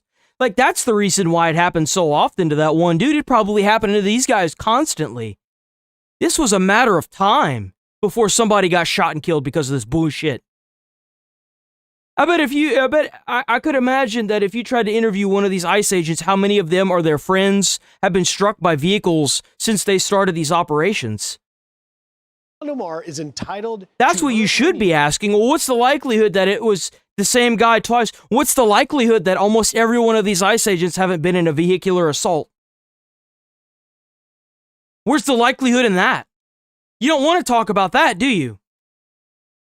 But not entitled to her facts, as the saying goes. And she is saying, she is spreading this narrative that ICE is out to kill citizens and round up and disappear U.S. citizens. It's preposterous. It's not true. Lies. And actually, the people she's protecting, as we just pointed out earlier today, an illegal immigrant from Laos was convicted of sexually assaulting a 13-year-old child, then was allowed to roam free in Minneapolis because of the sanctuary city policy. And now ICE has a duty, an obligation to be there, and she is spreading a narrative that is totally false. Now, they also picked up a Somali murder as well, an illegal immigrant Somali murder. She didn't say anything about that. So if your political platform, if your political effort right now is to defend child rapists, which is what Ilhan Omar... This is what Asman means when he says that they're completely falling apart.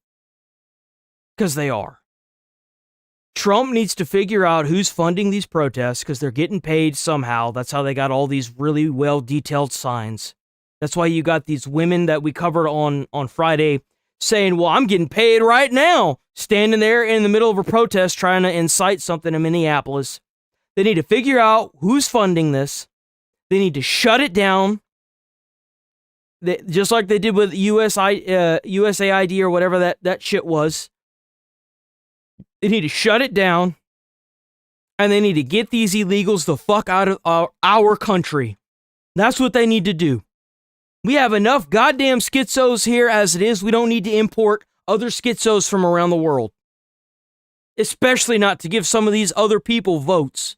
And other Democrats. The fact that you even could come from a different country and you can't renounce your citizenship from a foreign country in order to vote in our politics is a disgrace to our Constitution. We do it no justice. Minneapolis are doing. If that's your safe space in terms of like your political platform, what are you running away from? You're running away from the biggest fraud investigation that we've seen certainly in my memory of covering politics, and as we've spoken to yesterday and today to our reported that. This is we're just looking at Minneapolis, but this is going on all over the country. And earlier in the earlier hour, we talked to Dustin Greggy, who's a columnist based in Minneapolis.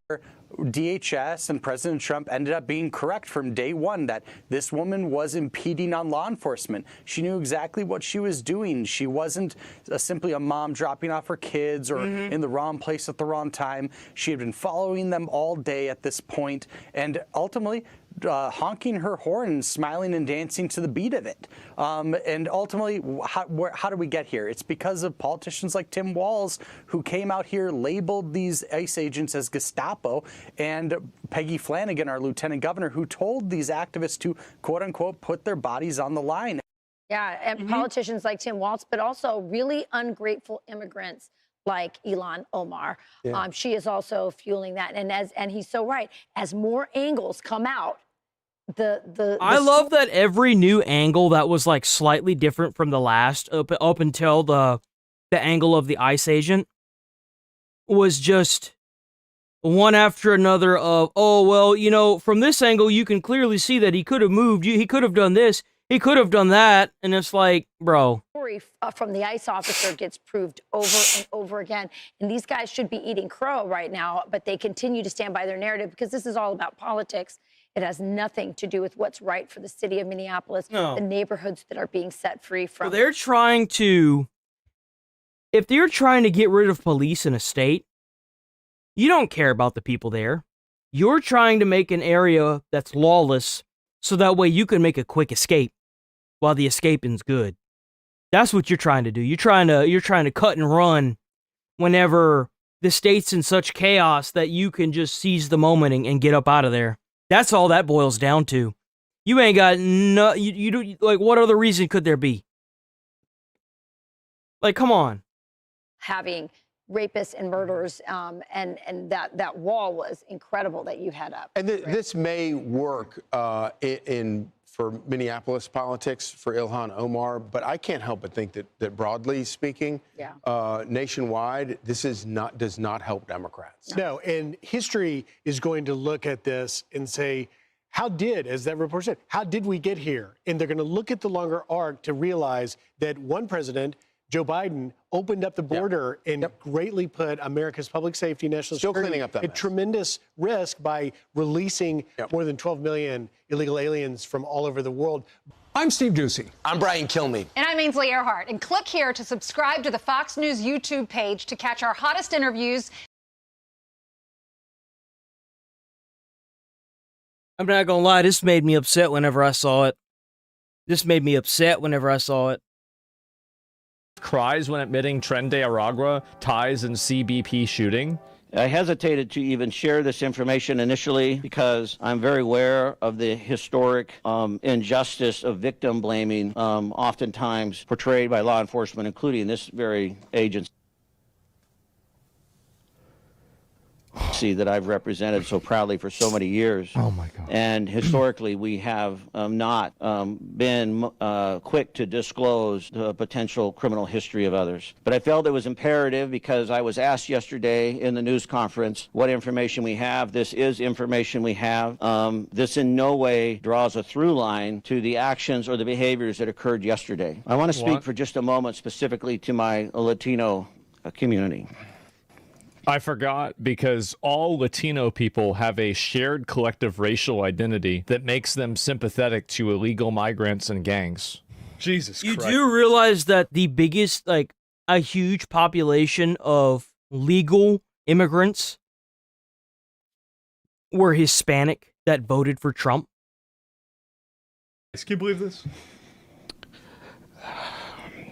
It saddens me that we even You do realize that illegal immigrants coming into the country ruins it for the legal immigrants. You do realize this, right? It's like you spend 5 to 10 years trying to immigrate somewhere, like, especially America, it could take up to that long. You finally get it. You move in, you get a nice job, you're finally able to get on your feet, you're doing everything, you're learning English, you're doing everything you're supposed to assimilate with society. And then you look up the street and you've got like 20 different people living in this one house. They're all illegal and they're turning the neighborhood into shit. And you're just like, what the fuck, man? And they're giving you a bad reputation to boot. to qualify these remarks. This is pathetic. There's a reason why there's a process in order to get into America. We can't have all these criminal gangs and rapists coming into our country. Do you want somebody that whenever they're under pressure, they start crying? Fuck Listen, no. But you're in public. Because I understand, or at You know, least you can tell that this department hasn't had very many people. Like, I remember a couple times whenever I would, as a fireman, they catch you on your knees, bro. They catch you on your knees after you fight in a fire. They gonna make you work out in that gear. They gonna make you work. They gonna tell you get the fuck up. You about to find out what hard labor really is. They gonna make you run in that gear. They gonna make you jump in that gear. They gonna make you do everything where I'm going with this is, you can tell that this man's able to speak freely without any backlash or anyone calling him out on his bullshit because he's sitting here on the podium. Like, you let it go in the background so long that it ends up spilling out over onto the podium. You need those people in the background that are like, oh, hell no, this dude ain't running my fucking show. have attempted That's to what you need. understand through your voices, your concern, your fear, your anger. This information in no way is meant to disparage so or sad. to condone or support or agree with any of the actions that occurred yesterday. How can anybody support this? But it is important that we stay committed to the rule of law, that we stay committed to the facts, that we stay a trustworthy and legitimate police department for all of Portlanders. Oh my God, that is just sad. Also, for context, nobody died and one has already been discharged from the hospital. But grateful that they appear to be on the road to recovery, and I'm grateful for that. They do have some involvement with TDA. We can confirm that. He's crying here because he has to tell them that one of the people that got arrested is part of a gang. Think about that. That's crazy, dude. That's crazy. That's the kind of law enforcement that they got.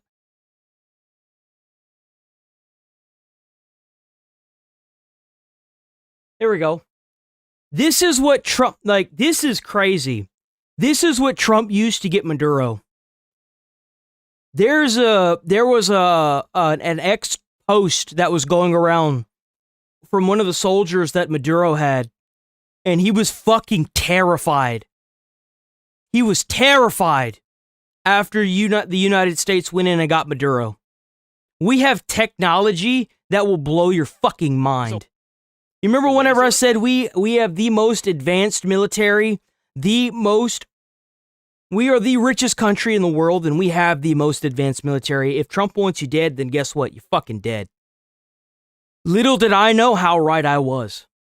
There's a laser?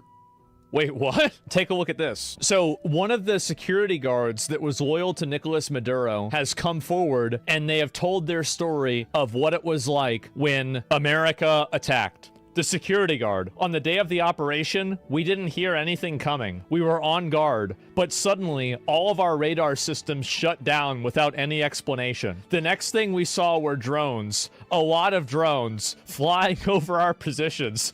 We didn't know how to react.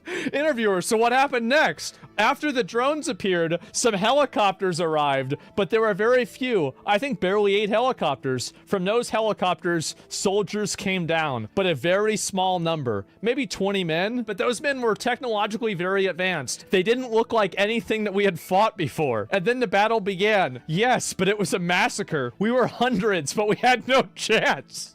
This is the guy that got interviewed that was part of Maduro's, like, security team. They were shooting with such precision and speed, it seemed like each soldier was firing 300 rounds a minute. We couldn't do anything. Oh my god. Is this Warhammer lore? Yeah, exactly. And Yo, they literally brought in the Halo shock troops, man. They fucking destroyed Maduro's security team. Their own weapons, didn't they help? No, they did not help at all, because it wasn't just the weapons. At one point, they launched something. I don't know how to describe it. It was like a very intense sound wave. Suddenly, I felt like my head was exploding from the inside. We all started bleeding from the nose. Think about that. They fucked this dude up, bro. They fucked these people up. They did. It's crazy. Some were vomiting blood. We fell to the ground, unable to move. And your comrades, did they manage to resist? No, not at all. Those 20 men, without a single casualty, killed hundreds of us. We had no way to compete with their technology, with their weapons. I swear I've never seen anything like it. We couldn't even stand up after the sonic weapons. And let me tell you something. I doubt that this is the amount of technology the United States has. This is probably just the bird's fucking nose hole of the iceberg. There's an iceberg. There's the giga iceberg underneath the water. There's the iceberg top. There's the bird that's on the fucking iceberg. There's the beak of the iceberg. And then we're the fucking nose. I would imagine that the technology that the United States military has. Think about this. If we were able to do that, think about what other technology hasn't been unveiled yet. We have the most powerful people in the world developing this technology. Who knows what we haven't seen or heard? Or whatever it was. Oh my god. You know what they should do? They should play this interview as a recruitment ad for the United States military. Those 20 men without a single casualty killed hundreds of us. We had no way to compete with their technology, with their weapons. I'd never seen anything like it. We couldn't even stand up after the sonic weapon or whatever it was. So do you think the rest of the region should think twice before confronting the Americans? Without a doubt, I'm sending a warning to anyone who thinks they can fight the United States. They have no idea what they're capable of. After what I saw, I never want to be on the other side of that again. They're not to be messed with. And now that Trump has said Mexico is on the list, do you think the situation will change in Latin America? Definitely. Everyone is already talking about this. No one wants to go through what we went through. Now everyone thinks twice. You know what's crazy? I think Trump, in his own way, is handling the immigration. Let me tell you why. If you've got Mexico, for example, sending in hundreds of thousands of illegal immigrants into this country, what better way to take care of that than to cut the head of the snake off? Take care of the president, let the country figure it out, and it solves itself. Think about that. Trump didn't just look at the big picture, he looked at the whole goddamn wall. What better way to solve immigration than to solve the individual countries themselves?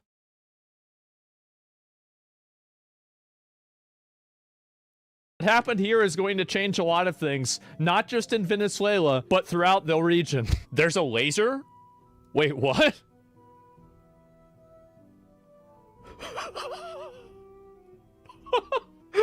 Oh my god! A 60 kilowatt class directed laser energy developed by Lockheed Martin.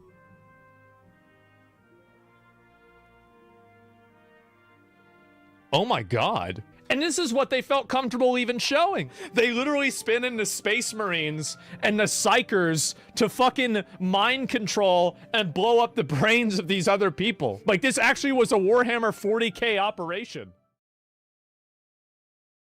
Exactly. Exactly.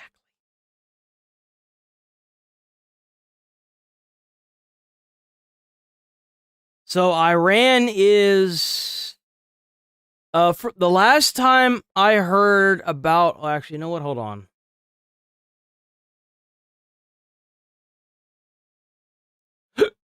Hold on. Because there was more...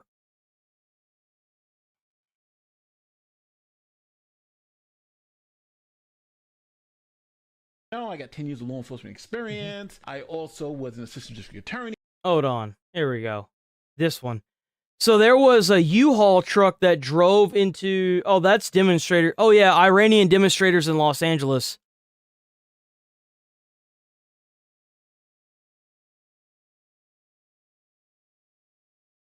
We want to take you to some breaking news out of Los Angeles. We have this from a Fox News reporter, Matt Seedorf, saying breaking a U-Haul truck drove into a pro-Iranian demonstration outside a federal building in Westwood. Los Angeles police are on the scene. The number of injuries is unknown. And this is some video from the scene there where a Free Iran protest was happening, and a live look at that protest right now.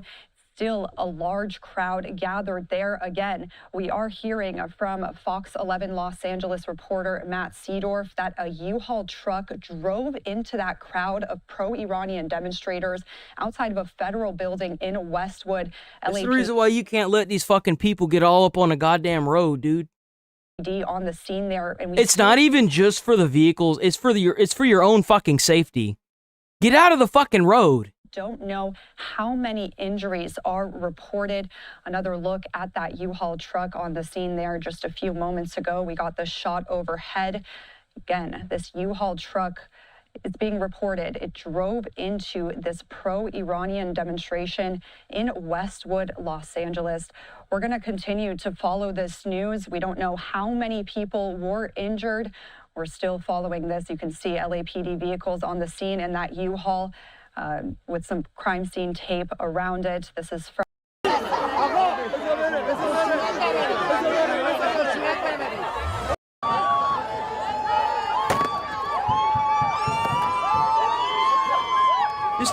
Just imagine you in this U-Haul right here.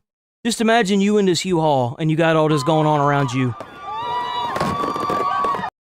To the outtake, like you can't tell me you wouldn't be scared.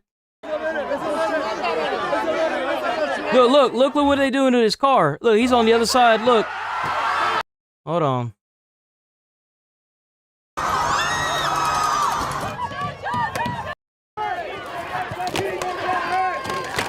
He's sitting there destroying the U-Haul. You know what's really sad? Is that this dude probably just rented this U-Haul. It's the New York Post. We're gonna watch the New York Post.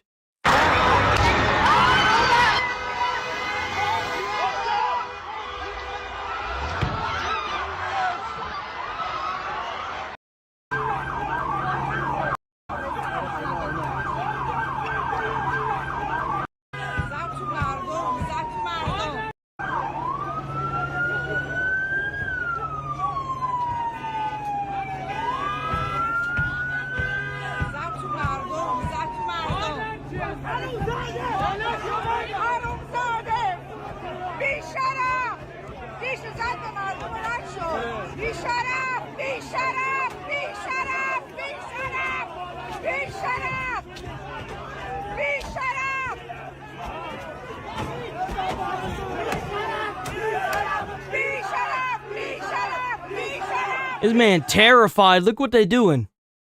Look what they doing.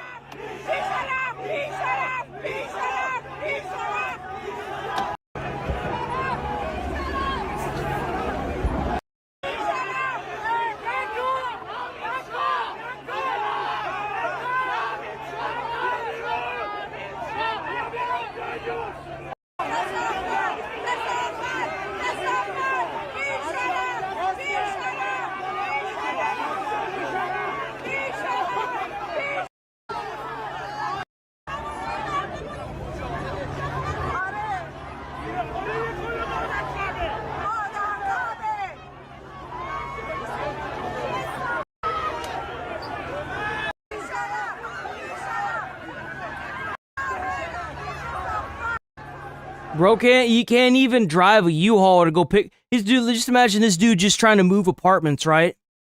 Thank God he didn't have any of his stuff in there. Just imagine you trying to move your apartment, you trying to move somewhere, and you got all these motherfucking schizos around your car doing like, and you expect him not to plow through the crowd? Dude, he's fucking terrified. He rented that van, and these assholes are sitting there destroying it. The fuck are you supposed to do? Just sit there and let it fucking happen? Breaking news from an Iran protest happening right now in West LA. Air 7 was overhead right when a large crowd got going after someone into a U-Haul. Now, to put some context to this entire situation, there was a planned protest for 2 o'clock this afternoon outside the federal building in Westwood. That protest was called Anti-Iranian Regime Rally. Well, about 3:30 this afternoon, just as Air 7 flew over this protest to kind of get eyes on what was happening, this is what happened. That U-Haul drove through a very large crowd of protesters. It's difficult to tell how many people. We are told by LAPD nobody was injured in this, but you can see this quickly became a very... I love how they used this planned protest bullshit. If it was planned, then why wouldn't the police be there barricading off the road? Obviously, that's bullshit. It's bullshit. Very tense situation. There was a driver inside that U-Haul. You can see him interacting with protesters. Leave it to ABC to fucking to word wise you, huh? Here is police this video here. More information. It's crazy, man. It's crazy. What the fuck is this? Check out Decoy W Decoy. Hell yeah, Decoy. Everybody knew the riots were coming, but nobody knew how stupid they would be, as of course Minneapolis was going to shut down. Say it clear! Say it loud! Say it clear! Immigrants are welcome here! Immigrants are welcome here!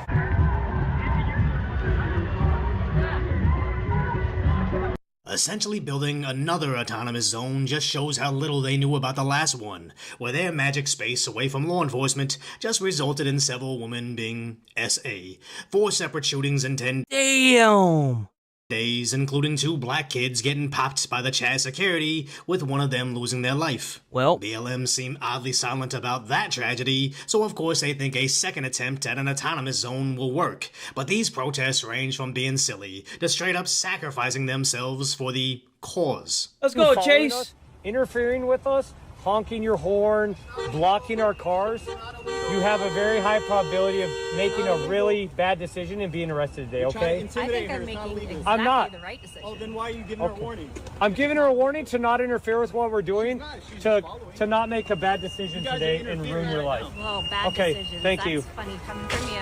Okay, alrighty. She's literally recreating the same exact scenario she's protesting, but the smug look on her face makes me think, at least to her, the tragedy And you wonder why the lady prior to that was shot and killed.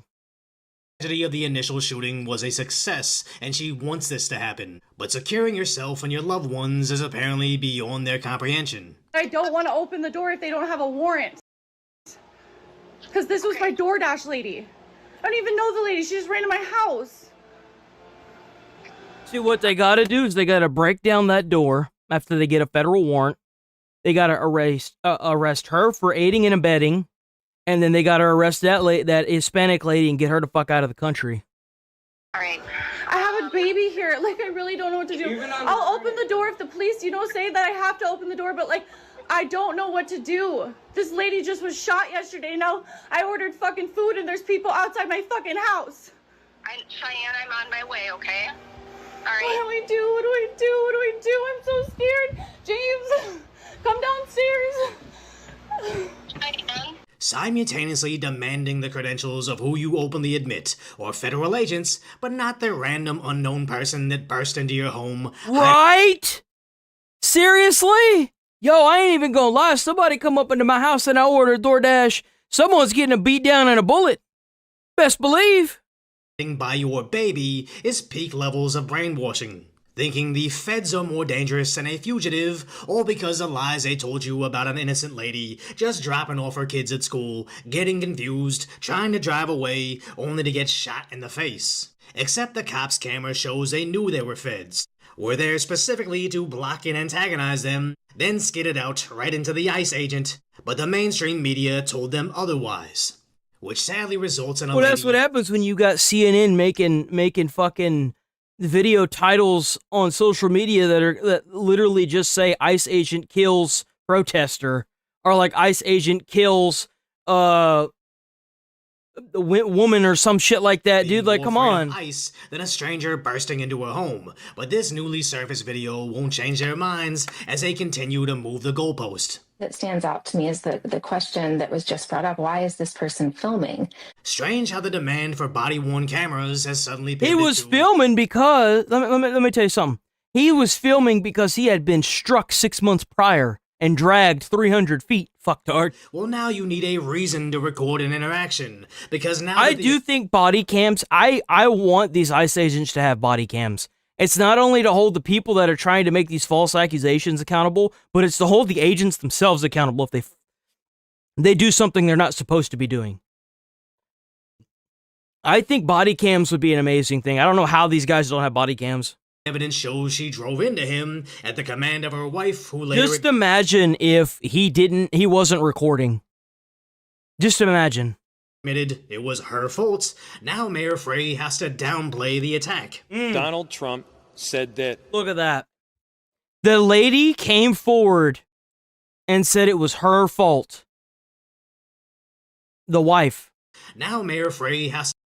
At the command of her wife, who later admitted it was her fault. Now Mayor Frey has to... And you know what they need to do? They need to put that bitch in jail for 20 years. For attempted murder.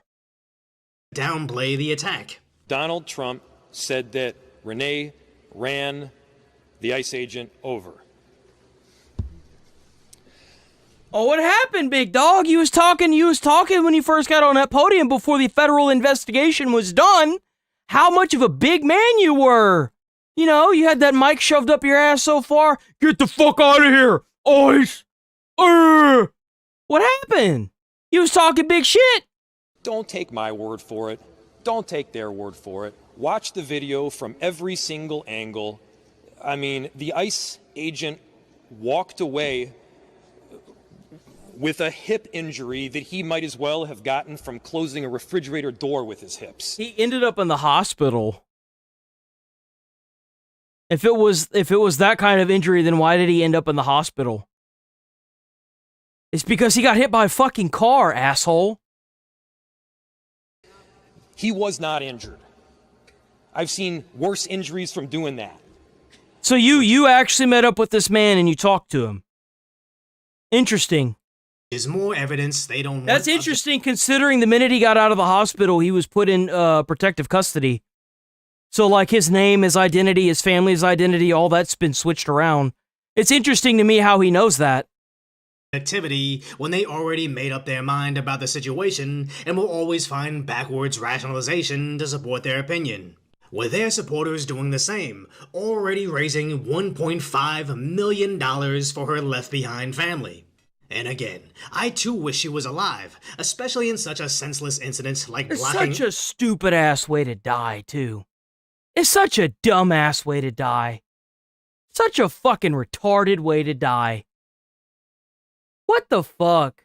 ICE with your vehicles that has been proven to do absolutely nothing to stop deportations. But it's insane to think a woman can shout, "Drive, baby, drive," resulting in her wife losing her life, then gets to become a millionaire on the other side. Right. All because leftists can propagate lies around why. As we keep seeing images like this on the right. Yeah, that dude tried to grab the gun from him.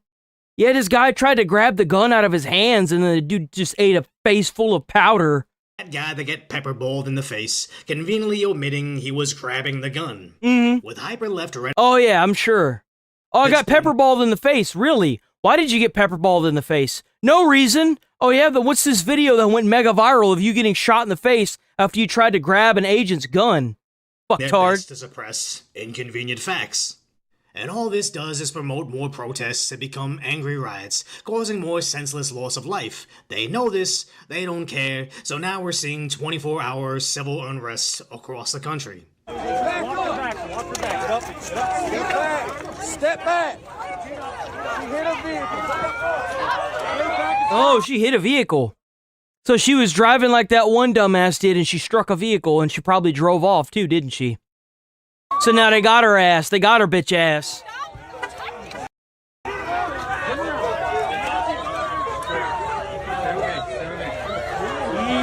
And this riot season will likely be much more mild for a variety of reasons. The snow outside stops slacktivists from showing up. Trump is in office, so the Fed charges will be much more swift and stronger. And without USAID, there's no funding mysteriously organizing everybody. I feel like there's another one. I feel like somebody else is funding this. There is somebody else or some other organization that's probably within our federal government that is giving these people money. That's why 3 hours after they catch Maduro on a Saturday, they're out there with brand new polished signs at 7 a.m. after Trump gets done with it at 3 a.m. There is somebody else paying for this. Somebody else is funding this, and they need to figure out who the fuck it is and get rid of it. As in LA, the guys allegedly on the same side are fist fighting. People are fucking getting killed by ICE, and you want to come out here doing your fucking little opportunity trying to fundraise people, trying to fundraise, trying to get people to vote for you. Get the fuck out of here! Get the fuck out of here! Anger boiling over outside the federal building in downtown LA. Punched me in the face. I don't know. There was like a little bit of a... Oh, I don't know why he punched me in the face. I have no idea. There was a little scuffle. I was trying to break things up, and then all of a sudden I just got hit in the face. As the left always eventually eats itself. I just don't think we've seen it happen this fast. But at least in some cities, they have certain idiots willing to sacrifice themselves. He's been laughing. Sorry, Yeah. I need you to have a white person near you so they can beat me up first. If anything, I'm gonna be the first one, not you. No, throw me in front. I have really good insurance. Okay, I'm gonna be recording here, okay? The brainwashing has to be insanely strong to get these idiots to say, "Let me be your human shield because I have health insurance," thinking it makes them look courageous, not idiotic. But their stupidity keeps getting worse. Shooting her in the face. Bro, there's nothing but a bunch of grown-ass kids that have health insurance and nice things that are literally throwing them all away because they don't know any better. It's kind of crazy. Like that after she drops her kid off at school. We have to show up with. We have to. There's no other way around it. I don't care if I don't have a Minnesota carry permit. I'm unarmed right now, but this is the last time I show up to face these guys without a weapon. This guy's... You see, you don't want to do that, and let me tell you why you don't want to do that. See, if you show up to a protest and you have weapons, and they don't, let's just say that if you think it's bad now, the amount of people that will either be shot and killed after that because you're bringing live rounds to a quote-unquote protest will probably be minuscule compared to what's going to happen, because you just can't do that. You see, you can't call a riot a protest and expect everyone to accept that it's a protest. You can't call flag burning as a good thing and expect everyone to think that it's a good thing. You can't call bringing a gun or a firearm or a baby to a protest as cannon fodder or as a way to get rid of ICE agents a good thing and expect people to just go along with it. Because it's just not going to end well for you. I promise you, it's not going to go as well as you think it will. It's not. You realize that America has lost a firefighter because someone was trying to gun down Donald Trump at a rally? You understand how this is only going to go one way, right? because the more you try and hurt these people that are trying to do their job, the more the federal government's going to push back. You wanted this lady as a martyr whenever she got shot and killed in her car because she was trying to run somebody over.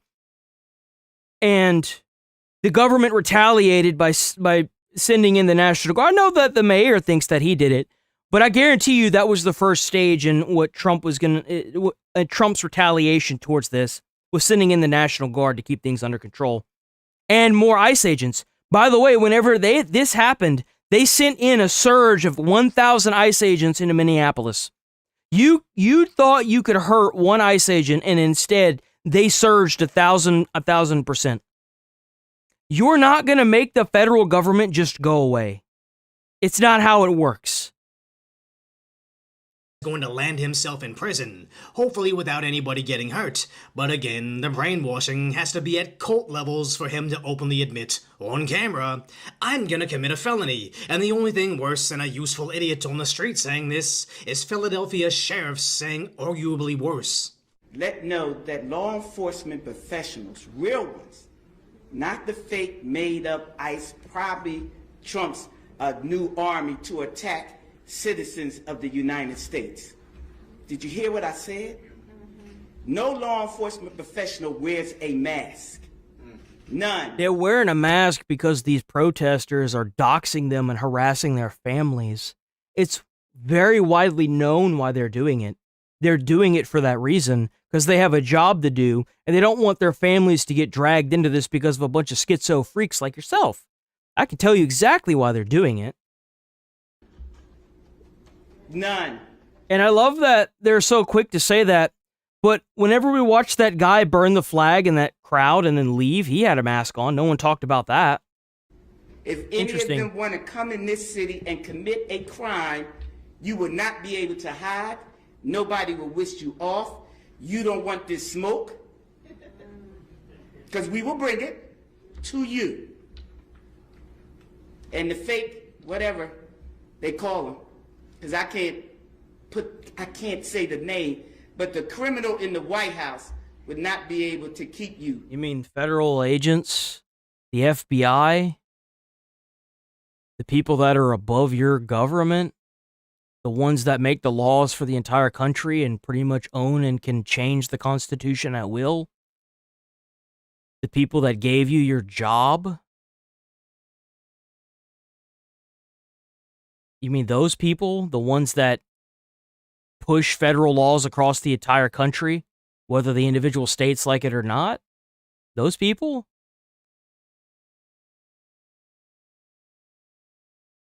From going to jail. For her to claim real cops don't wear masks makes me think she has little... Yeah, I'd imagine they wouldn't wear masks. It's not like they're helping out the ICE facilities anyway. I mean, I love that whenever there's an ICE facility that pops up in a city, the amount of crime surges by like 300% because none of the police officers want to get involved. Like, they have literal assaults that happen outside the ICE facilities, and the police refuse to be dispatched out there. Instead of working with the ICE agents so that way you can get this process done faster and then get them out of the city, we're going to sit here and do this weird stuff. Like, Trump needs to invoke the Insurrection Act, call martial law, and be done with this. He needs to be done with this. We all need to be done with this nonsense. But here she is, the sheriff, essentially suggesting civil war. And the only thing worse than local law enforcement facing off with the feds is the kids. Where disgraced Governor... Yeah, they keep bringing fucking kids to the rallies and stuff. Dude, there's only one reason why you would bring a kid to that. And that's to use as a fucking meat shield. You're a piece of shit. You should have your fucking kids taken away. Down the public schools, not even with remote learning. Which makes absolutely zero sense unless you want them with nothing better to do than be in the streets protesting on behalf of Tim Walz's cause. And that's exactly what's happening with parents coordinating where to bring their kids. It's incredibly dangerous for them to be there, and the incident they're protesting proves it. But yet the entire system, from the liberal media obstructing the truth. I love how they can't push their gender ideology slop on these kids anymore, so now they're just gonna have them get fucking assaulted by ICE agents, police officers, and the National Guard instead. Let's just do that since we can't push gender ideology into schools, right? Politicians closing schools to the parents putting the narrative over their own kids' safety. They're basically begging for another tragedy to use against the Orange Man for enforcing border laws, as I honestly think this is just to force a sort of civil war in Minnesota, not to protect random moms dropping off their kids at school, but to protect the politicians that I believe are likely implicated in this billion-dollar fraud. I think he's absolutely right. I feel like a lot of these politicians like Tim Walz, Ilhan Omar, and probably the governor of Minnesota are heavily implicated in the federal investigation that's going on with all that fraud with Somalians, and they know that their shit's cooked, and the only way they're going to get out of it is if they make an absolute chaos scene. They defund the police, they get the police out of there, and they turn that place into a fucking war zone, and they try to slip away. They have the money, they just need to slip away without being noticed. I genuinely think that's what's going on. And I think that Trump should invoke the Insurrection Act. He should put in martial law so that way he can get these people because they're a flight risk at this point. Like, they're just waiting for the city to break out into a war zone, and then they're gonna dip. I guarantee you, they're gonna dip to some foreign country where they can seek sovereignty, or like, they're gonna try to go to some country where they think that they're gonna be safe. About the surface. Mm-hmm.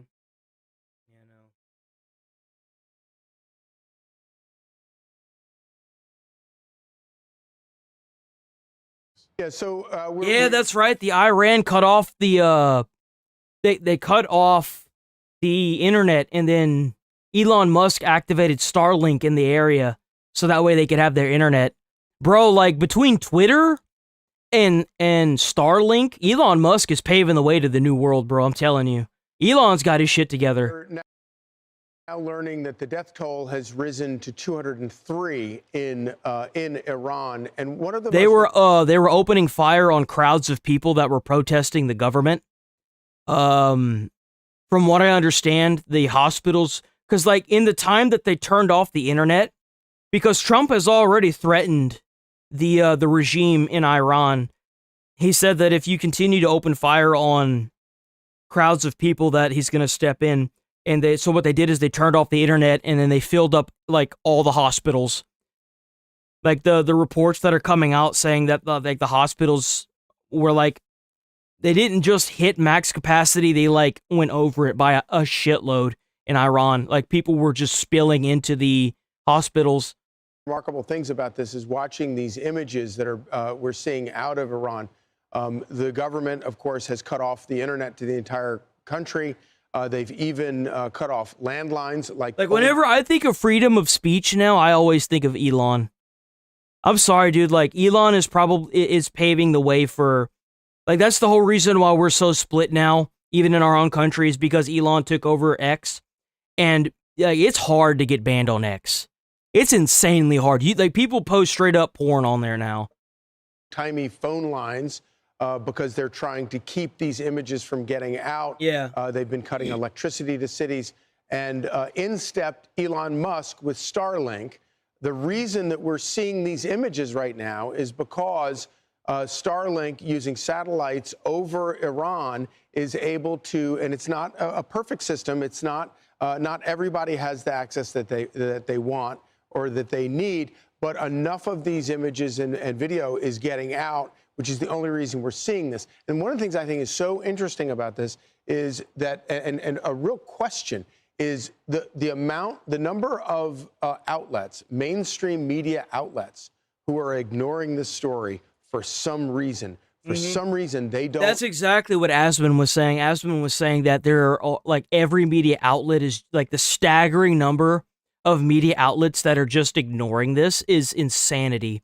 CNN hasn't talked about it. ABC7 hasn't talked about it. MSNBC hasn't talked about it. Nobody is talking about this other than Fox News and Asman. Yet you're supposed to believe everything they're talking about, though, right? Like, this is a complete government they're overthrowing their government from the last thing that I heard was on Friday, and he had fled to Russia. The ruler of Iran fled to Russia. That this is the biggest story probably in the Middle East. It was so big that even the military that is supposed to be opening fire at the crowds were laying their guns down and joining the crowds. Like, this is massive. This is huge. In nearly 50 years. Yeah, I mean, make no mistake. Like, even Elon Musk stepped in to allow these people to use the internet. Images make a difference because public opinion globally makes a difference. I still remember, I don't know, it was 4 years ago when the Cubans had an uprising, and it was quite significant. And what they wanted was video images to go out to the world, not just of the protests, but also of the repression when the government finally got control and started to arrest and beat down many of the protesters. And Trump isn't trying to get involved with this because it's going to look bad if we did what we did to Maduro to Iran. Like, these people have to learn how to overthrow their government and make it better for themselves. We really shouldn't get involved with this at all. At all. They have to fight for what they believe in, and they have to fight their government.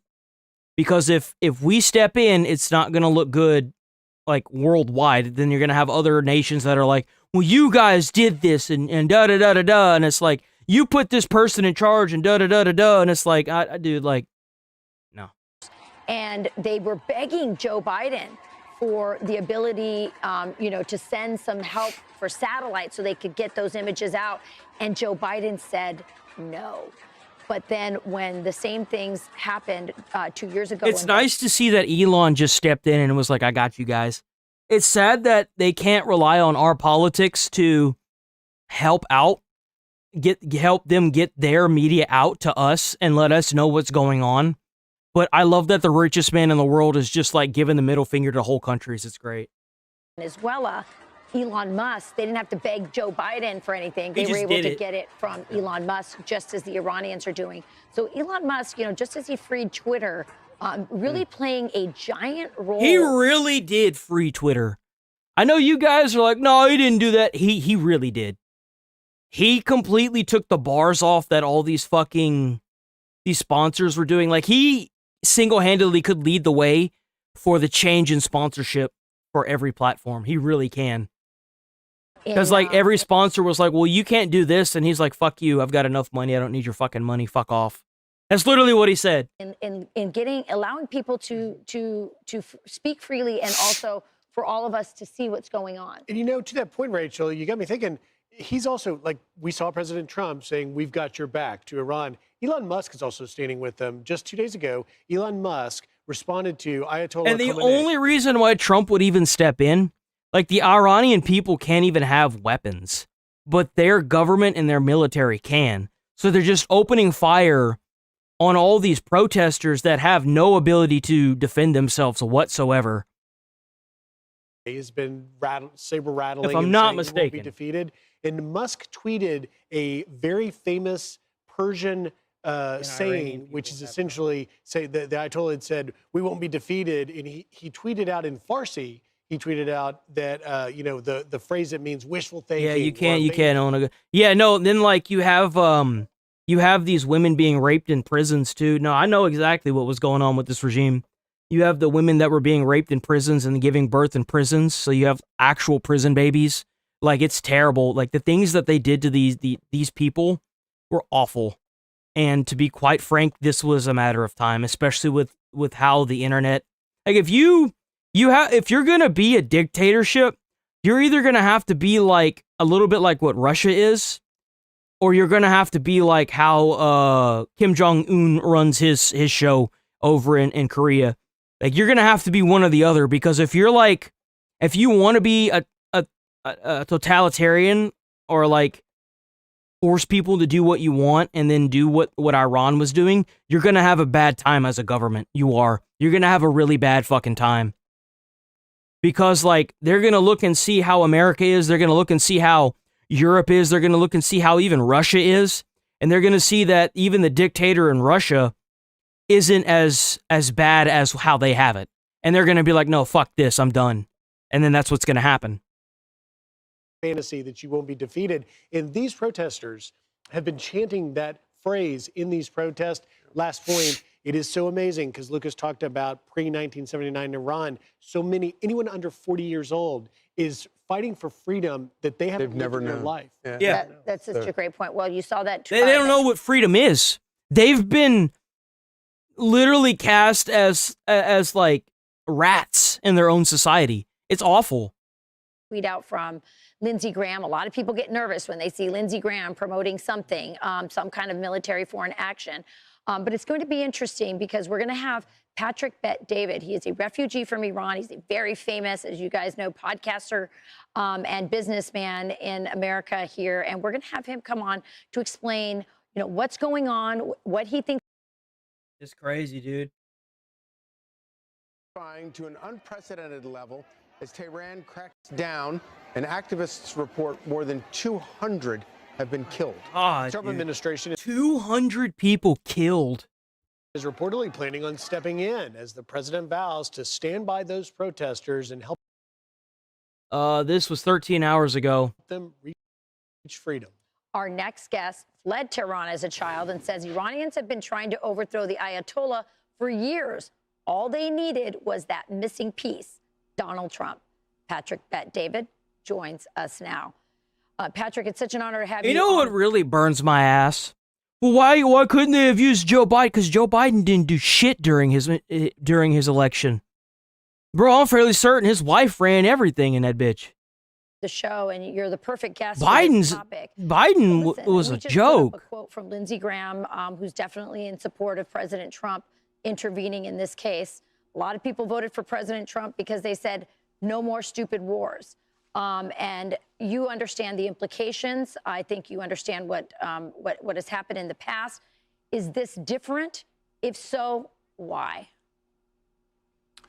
Rachel, Griffin, Charlie, great to be on with you guys this morning. Here's what's different about it. For 47 years, here's what's been constant. The Iranian people have been wanting to get away from the Islamic Revolutionary Guard for 47 years.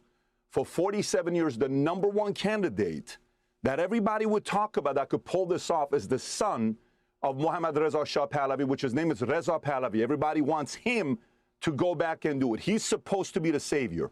The only difference between the last 47 years and today is there's a guy at the White House that they fear in Iran. When I mean fear, they know his threats are not regular threats. There are certain people you fight when he tells you, if you say something, I'm going to hit you. And you're like, no, this guy's full of it. When President Trump tells you he's going to do something, he does it. Iranians remember when he took out Qasem Soleimani, and they realized this is not a regular guy to play around with. But here's what I will tell you.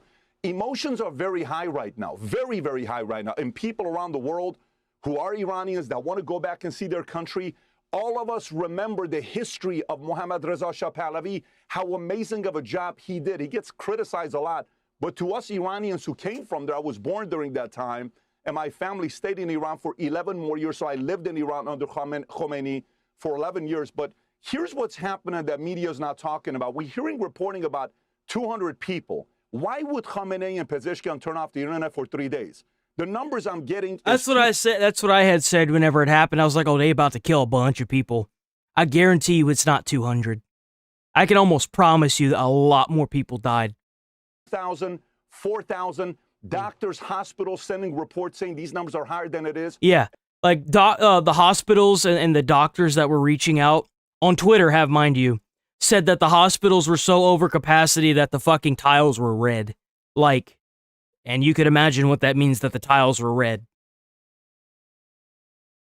And there's a couple things going on, but I'll pause here. There may be a follow-up question from you guys. Well, one of the things I think is kind of interesting, and I'd be interested if you have noticed this, I feel like many of the outlets, mainstream media outlets, seem to be ignoring this story. Do you see that? And if they are, why are they ignoring the story? It is a complete blackout on the Iranian, well, politically it goes against what they're doing and what they're standing for. But the reality of it is you got nearly 4,000 people, according to reports that are coming from there.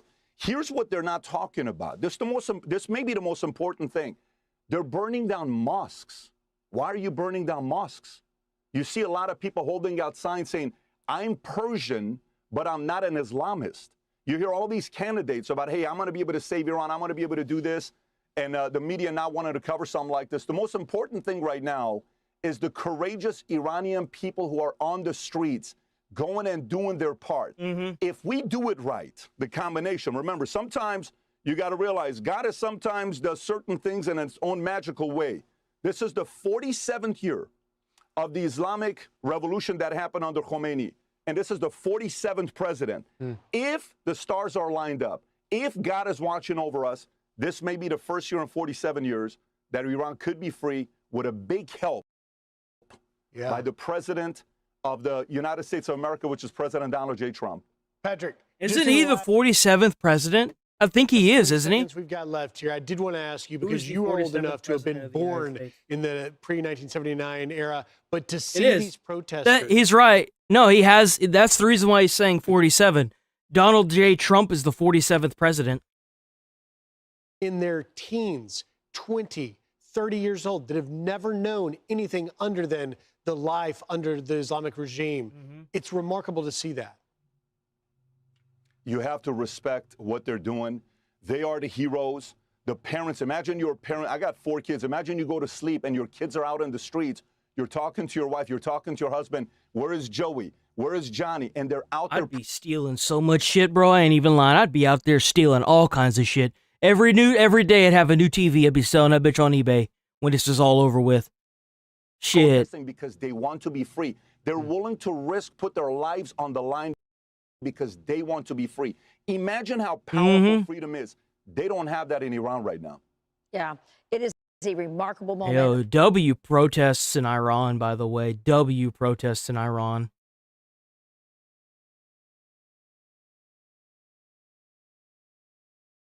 I don't care about Fox Business. Hold on. I want to see if there's any more about this.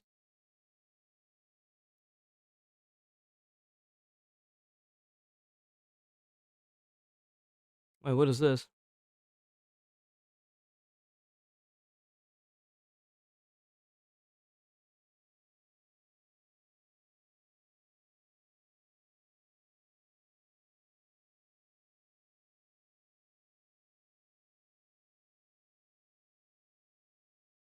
Cross a red line.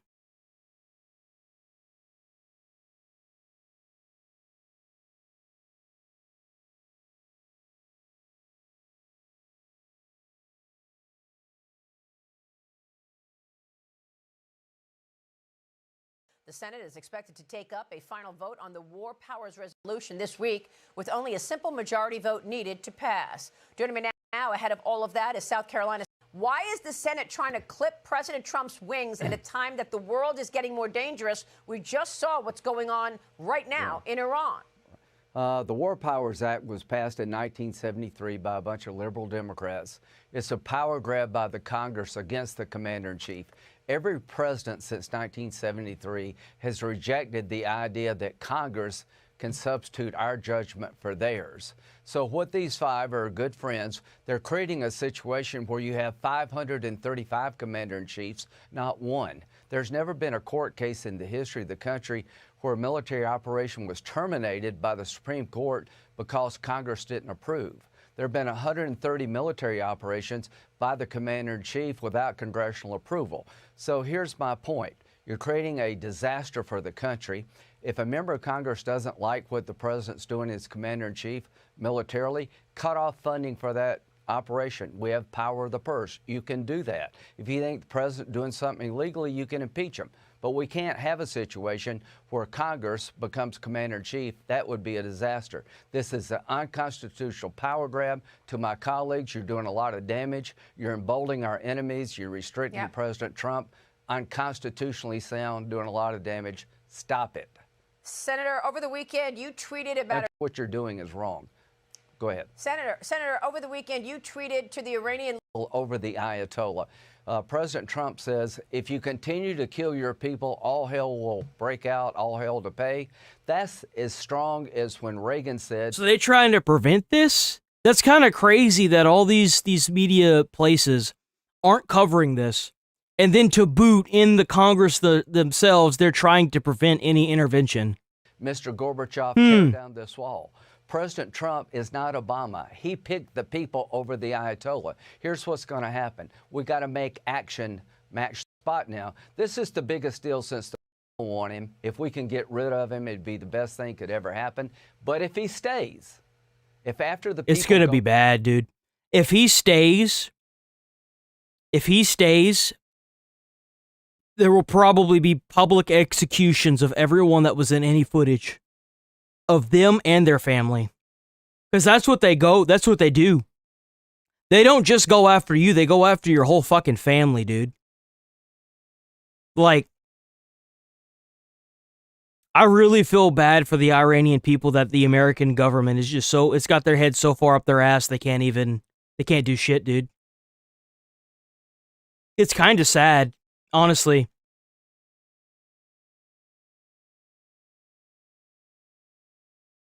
Why anti-brain Free Palestine mob is not calling to free Iran. Spoiler, it's because it exposes the truth in their lies. Okay, let's listen to this.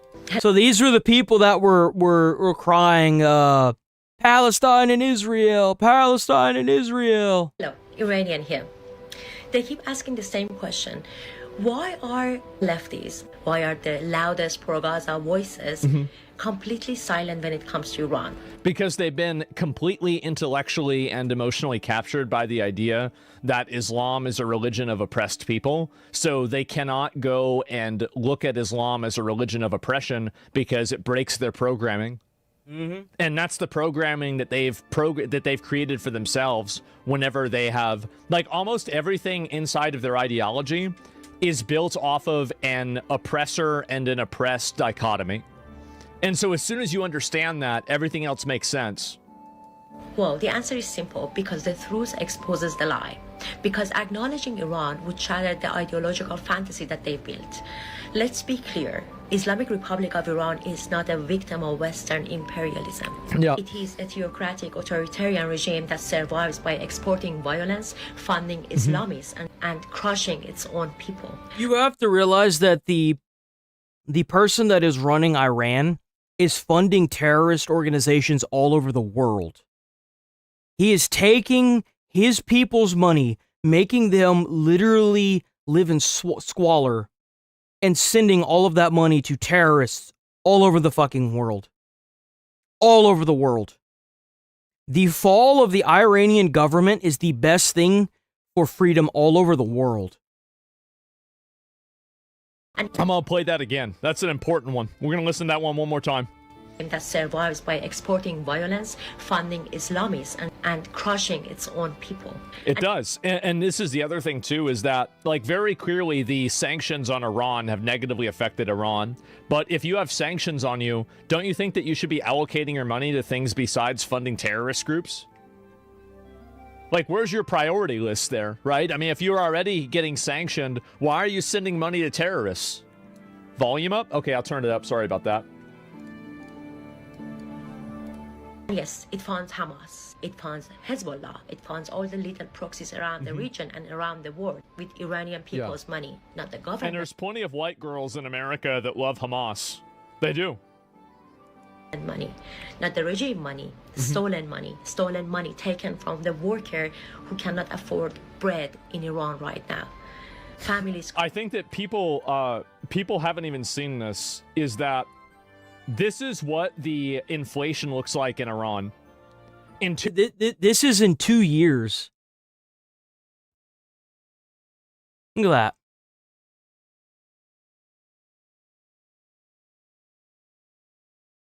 Look at that. 2024 to 2025. Look at that jump. Look at that.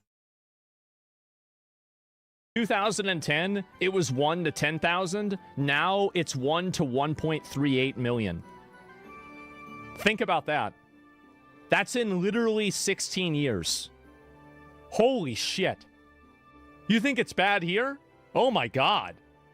Crushed by inflation, taken from women who are beaten, jailed, tortured, raped for refusing religious obedience. And this is why lefties are silent. This is another component that needs to be discussed more. Like, you realize that this all got sparked over a woman whose hijab was not, like, on properly, so they took her They did exactly what they think ICE is doing here in America. They took a bunch of masked people, took her, put her in jail, and then they ended up killing her. Is that because her job wasn't on correctly. Terrorist organizations rape the fuck out of these women. They do, obviously they do. That's why, for example, they had problems recovering the bodies. The reason why is they probably had to destroy the bodies in order to make sure that there's no evidence that they've been raped. Obviously. Why do you think they're having so much trouble only getting the women's bodies?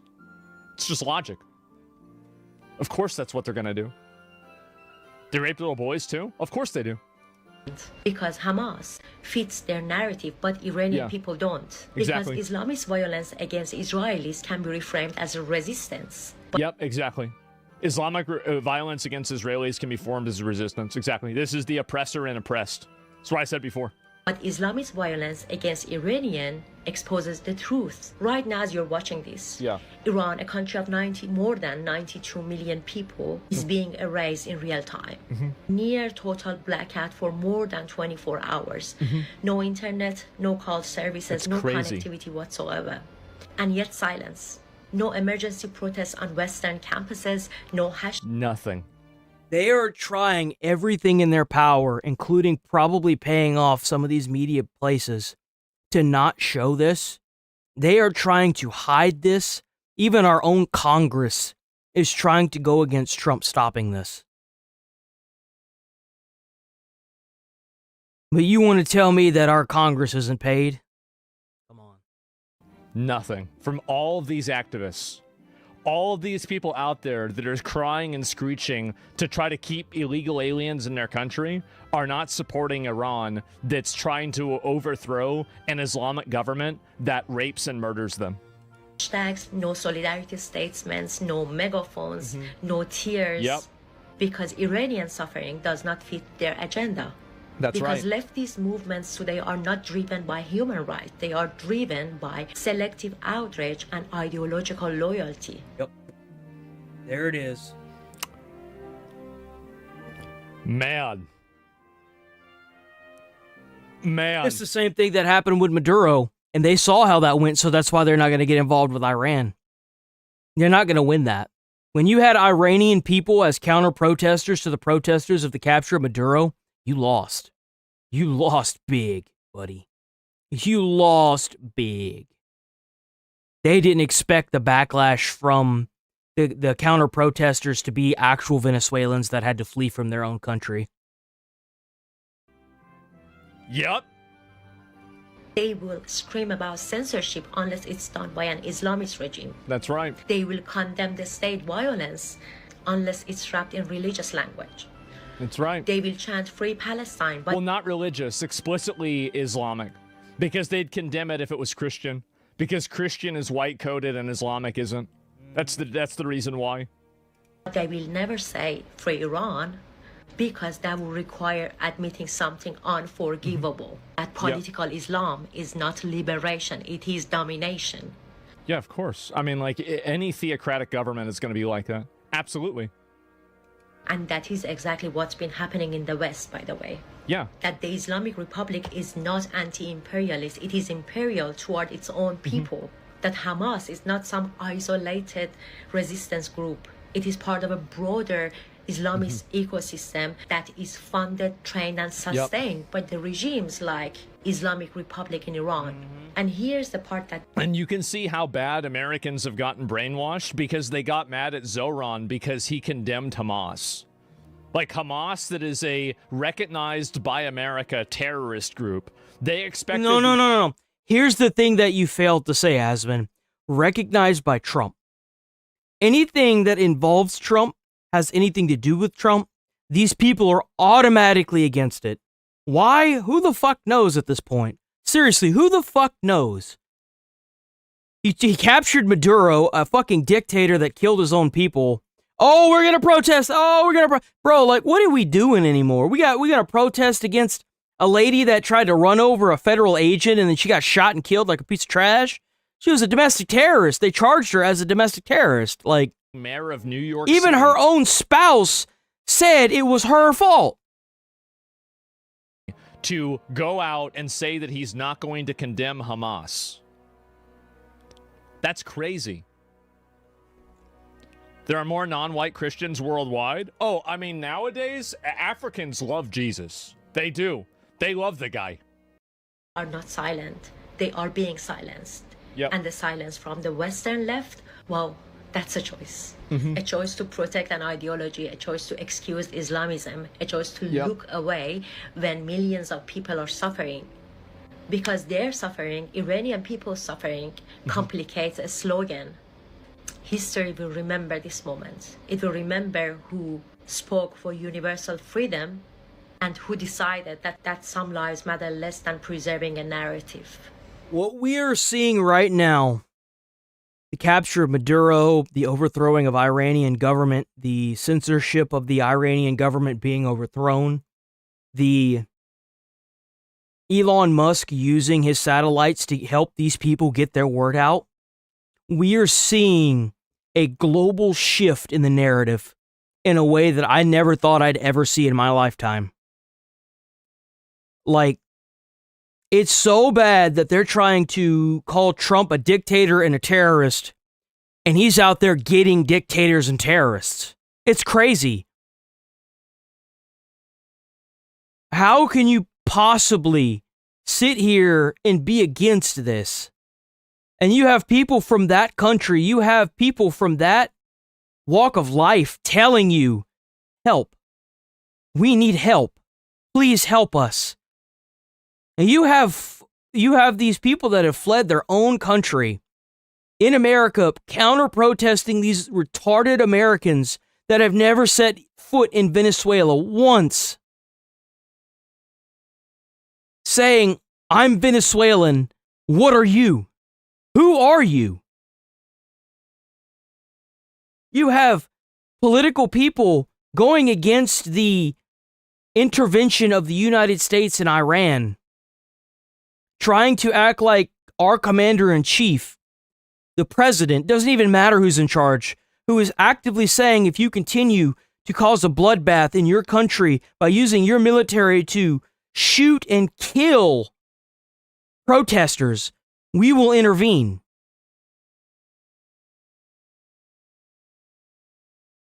Nah, man. Long live Iran. Man.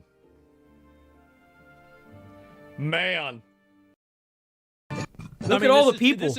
Look at all the people. You want to tell me that we have look at this. This is the people in Iran. Or Iran.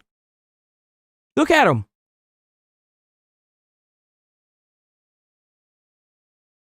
This isn't a protest. This is an overthrowing of a terrorist, schizo, killer government. Incredible. And also, like, everything's all lit up. I thought they turned out the power. So, has to be AI? Yeah, I thought it was. And seriously considering launching strikes on Iran, why am I not surprised? I think that's obvious. And nobody's talking about that. We're going to talk about the domestic terrorist that got shot and killed because she was trying to run over a police officer. We're going to talk about that, though.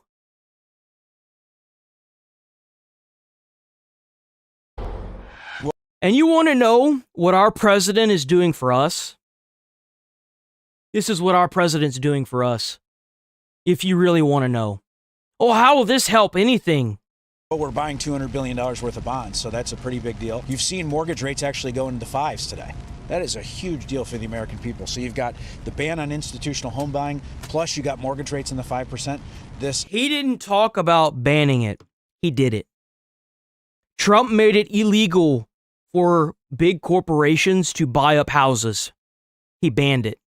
Is a huge week for housing in the country. We've completely changed the narrative on housing, I think, especially after these last 4 years of hell that we've had in the housing market. The Trump administration touting progress in reforming the housing market. President Trump announced a ban on corporate purchases of single-family homes last week. And he ordered government-backed firms, Fannie Mae and Freddie Mac, to buy $200 billion in mortgage-backed securities.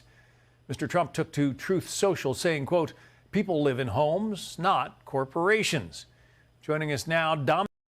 And you want to tell me this man's not doing right by the American people? You can kiss my fucking ass. Dominic Tavella, president and CIO at Lebenthal Global Advisors. So, for instance, this bond buyback, what does that do for the housing market, Dominic? Well, it does put downward pressure on mortgage rates. And in fact, we saw about 0.25%, a little less, mortgage rates, 30-year mortgage rate just dropped just under 6%. So it did help. And we're grateful. That's crazy. I had 720 credit, and I was trying to get a house mortgage, and they were trying to charge me 5%. 10 years ago, the homeowner that I was talking to, whose house I was trying to get, she had a 3% interest rate on her mortgage. It was actually a little bit lower than that, and she had worse credit than me. Anything this administration can do When she got her home, of course. To ease up the regulations and ease up the affordability, we're all in on that. But when we do some quick math on a 0.25% drop on a 30-year mortgage, Oh, but it's just 2%. If you do 2% of a home mortgage, that's a shitload. That's almost double the mortgage. So like 6% is almost double, if not a little bit more than the original mortgage, like the original cost of the house. So like if you get a house that's $350,000 and you do 6% of that, like with all the other stuff that has to come with it, because in order to even buy a house in Texas, you need to have homeowners insurance. So like you have to factor that in plus the 6% on top of everything. You have to factor in the paperwork that you have to do for the crossover, all the taxes and shit. You're looking at almost double the house cost at that point. I actually ran the numbers on a $400,000 mortgage. It saved about $70 a month, John. So again, we'll take it. We're thrilled. We'll anything that puts money in our pocket, I'm all for it. But $70 a month does not make that. I want to see the death of the insurance companies in America. They are a cancer. They're a fucking scam, bro. The president put out that post on Truth Social, people live in homes, not corporations. Amen to that. And he wants to ban corporate buying of single-family homes. 300,000 homes nationwide, according to our graphic, 300,000 homes nationwide are owned by corporations as investments. Nearly 2% of all U.S. single-family rentals, because that's what they do. They buy them and they rent them. So if the president can get that practice stopped, is that going to make another significant difference? I wouldn't use the word significant, John, in all fairness, right? So we're looking at 300,000 homes in a country that has millions of homes. Now, if they were forced to sell 300,000 homes and drop them on the market all in one day, then the market would be flooded and that would be depressing to prices. But the idea that they can't buy the next home or the one after that or... Well, fuck their prices. That's what you get. That's what you get for buying these houses. Fuck your prices. Oh, it's going to deflate the price. Good. That's the point, dimwit. That's the point of doing that, is to deflate the fucking prices. If you bought a 3-bedroom home for $600,000, then you're retarded. That's on you, dumbass. People can't even buy homes right now. Fuck you. Homes in the You get what you fucking deserve.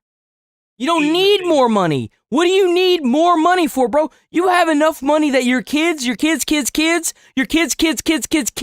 will never spend that money in their fucking lifetimes, ever. And they could go out and buy millions of dollars worth of products constantly, every fucking day. Fuck you. Get what you deserve. Is not really going to move the needle again. And more importantly, these large corporations, the BlackRock, bro, like, they have enough money they can give every American $1 million and still have more than enough money to live the rest of their life. And everyone down from there. Of the world, they're not typically looking to buy one house on your block. They're looking to buy big blocks of homes that are maybe in an apartment complex, a condo complex where they can't. You're lying. You're lying, motherfucker. You're lying. You're lying. Everyone can see what's going on. Nobody's falling for this bullshit anymore. You're fucking lying. You're lying. These people are fucking lying. This weekend over the shooting of a Minnesota woman by an ICE officer.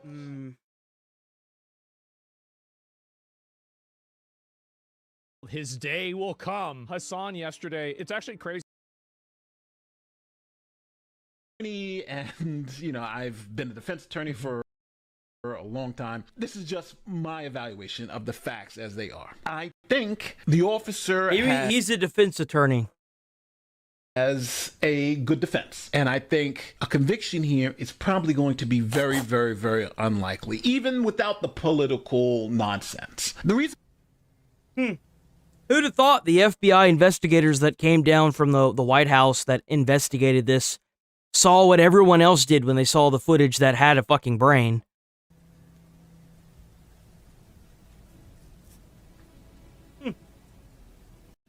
Vehicle and he's actually hit with the vehicle. If that happens, then I don't think there's really going to be any court that's going to say that that's not a serious threat. And man, that's too bad, right?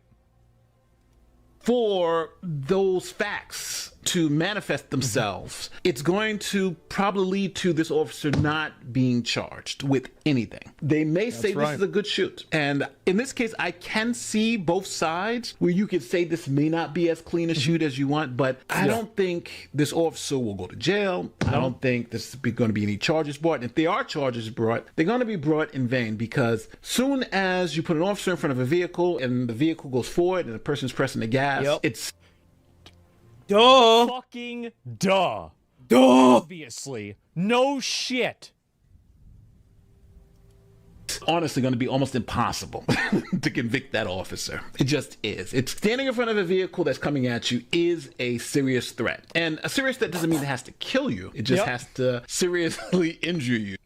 Oh my God. You can break your leg, for instance. That's a serious threat. Also, I would say so. There's a lot of hindsight going on with the political commentary. Like, oh, you see, the officer could have moved out of the way, could have done something else. And the law doesn't work that way. It's not because it was inside of the reasonable expectation or some sort of like operational prudence. Yeah. About what could have been done. It's what happened. You're supposed to avoid looking back and saying he should have done this. What happened at the time, and was he being objectively reasonable with the threat that had confronted him? He was. Now, some people are saying it's the officer's fault because the officer is standing in front of the car and the officer placed himself in danger. It doesn't matter. You have a reasonable right to expectation whenever you cross in front of someone's fucking car not to get hit. That's the reason why pedestrians have the right of way, dumbasses. I never said that, but that's the truth. Pedestrians have the right of way. If you are in a car, the pedestrian always have the right of way. The only way they don't is if they throw themselves in front of your car like they're trying to, do themselves in. Pedestrians, by law, have the right of way. You have a legal right to walk on a side on a roadway or ride a bike and have that expectation of the right of way. You are the person that is supposed to be using your vehicle and being vigilant of everything around you. It is a privilege to drive a vehicle, not a right. That doesn't work. Let's hear how it doesn't work. Say this. Two things. Number one, if there's a bank robbery, for instance, officers run into the bank and try to stop the bank robbers. That's why I say the spouse should be charged. The spouse needs to be charged with attempted murder on a federal agent. The bank robbers are killed. Do you think the bank robbers' argument is going to be the officers intentionally placed themselves in harm? No, because a crime was being committed and they were going to stop that crime. That's right. You remember how I said, like, whenever it came to the military, how the military has a job to do, and if that involves killing people, then that's just how it is? It's the same difference. It's just like how I said before. Response to that question is that the officer being in front of the car doesn't give the person... Yeah, like at the end of the day, it doesn't really matter what's going on around you. She made that mental judgment to run into that police officer and it cost her life. At the end of the day, that's all there is to it. Sitting in the car the right to run them over. And to hit the gas and run down the officer. And isn't it crazy how something that is so fucking obvious that any rational person can see has been the biggest controversy on the internet for like the last 3 or 4 days? That's the sad part. Yes, somebody being in front of your car who happens to be a federal agent who's detaining you does not give you the free rein to accelerate your car while they're in front of you. And it doesn't even matter who it was. That doesn't give you the right to run them over. Just like what I've been saying the past few days. It could have been anybody. And you still made the choice to try to run them over. Now, if it's a mob of people that are trying to attack you, they're shaking your car, they're destroying property that's on your vehicle, fucking run them over. Fuck them. They won't let you go through, and they're surrounding your car, they're rocking the car, and you don't even have to have anybody else in the car. If you're scared, run them motherfuckers over. Run them the fuck over. But in an instance like this, no. No. This isn't even comparable. Bullshit if you even think this is comparable. I was going insane reading Reddit about this. That's because Reddit is a completely astroturfed fake platform that is... The moderators ban people. If you're a part of Asmongold's Reddit, you are pretty much banned off of like 75% of all Reddit, like, communities in Reddit itself. Banning Just anybody automatically. who disagrees with them. It's a total... This is the same thing that was going on with Twitter until Elon bought it. Like, it's the same thing that's going on with a lot of social media things. Platform. And then, if the officer responds with deadly physical force, the person say, well, the officer was standing in front of my car, so I can kill them. That is... Let me guess. That's not He was just standing in front of the gun, so I pulled the trigger. Works, right? The fuck? You made the choice to pull the trigger. You made the choice to hit the gas pedal. It's done here in America. Now, some people may say that it wasn't proportional. He overacted by shooting at the car who was... If you have lethal force and you were forced to use that lethal force, shoot to eliminate. That's what they train you to do.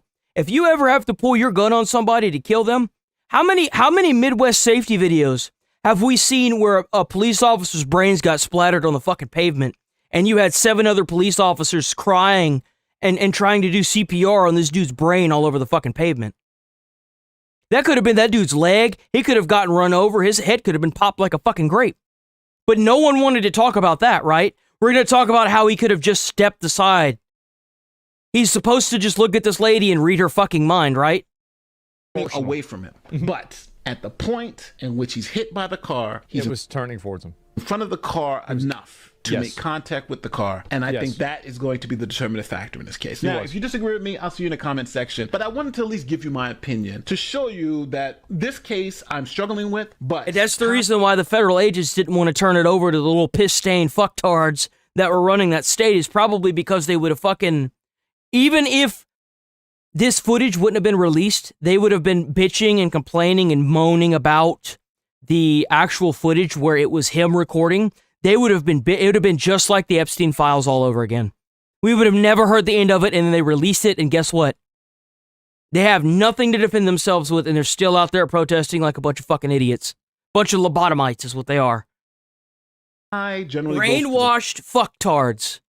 Runner, and in close cases like this, they're going to side with the officer. That's generally our system. But again, I'm not 100% positive that that's how it's going to happen or go down, but we'll see. Don't forget, like, share, subscribe to like regular YouTube stuff. I'm out. Peace. Well, if you're here, you're probably already... See if I can find it here. Oh, here we go. Here we go. Look at this. Isn't this a beautiful thing? Man. Mental illness. It is. It's a total mental illness. Mm-hmm. It's a cancer to our society is what it is. Yep.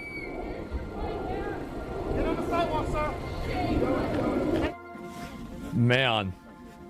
Beautiful, isn't it? Was she an observer then? See, that's what happened. By the way, this is what happens when you follow the law. This is it. Here's more. Oh, let me see if I can find some more often. Yep. Mm-hmm. They busted the window. Illegal immigrants and houses become free for all of the U.S. to master loot. Yeah, I think it should be. Yep. Yep. Take him to jail. Stop making the argument. Anyone take him to jail. Charge him with impeding in a federal investigation. That's a pretty hefty fucking charge. And using their vehicle as a fucking blockade. That's also illegal. They don't deserve to get shot, but whenever you break the law and you put another officer's life in danger... And then you choose to run them over, well then, what happens to you at that point is on you. or you put an officer, you make an officer think that their life is in danger by breaking the law in an unsafe and dangerous way, you put your life on the line and you risk getting shot. I think that deserving is a word. This is like, there's an emotional weight behind the word deserve, and I think that you're using that on purpose. Yeah. But the fact is that whenever you create an unsafe environment by... I'll say it for him since he doesn't want to say it. If you try to run over a police officer, you deserve to get shot and killed. That's all there is to it. If you try to run somebody over and take them away from their family and their kids, and then you deserve to get shot and killed. Because using a vehicle is a lethal weapon. It is classified a deadly weapon. And if they retaliate against you using lethal force, then you had what was fucking coming to you. I'll say it. I don't give a fuck. Stop using fucking vehicles to hit police cars and ICE agents. It's illegal. It's against the law. You know, not complying, by doing things that are dangerous, by doing things that scare people, you're going to have... I don't want somebody like that in my community. I don't want somebody in my community that's running around doing this and then hitting federal agents with their fucking vehicle. I don't want that person anywhere in my community. Hell, I think shooting them and killing them is not only a justice, it's a service to the community. That's what I think. Split-second decisions. You don't want to win stupid prizes, don't play stupid games, dumbass. Because they can't read what's in your mind. Oh, God. We're going to take it all the way around this audience right here. You guys stay right where you're at. You're perfect. You know, I actually don't mind this. All things considered, I actually don't mind this. They're having a good time. They're protesting. Like, I actually don't mind this at all. They're not in the middle of traffic. They're on the sidewalk. They use the crosswalk accordingly. Like, this is pretty good. Like, this is actually kind of fun, dude. I'm not gonna lie.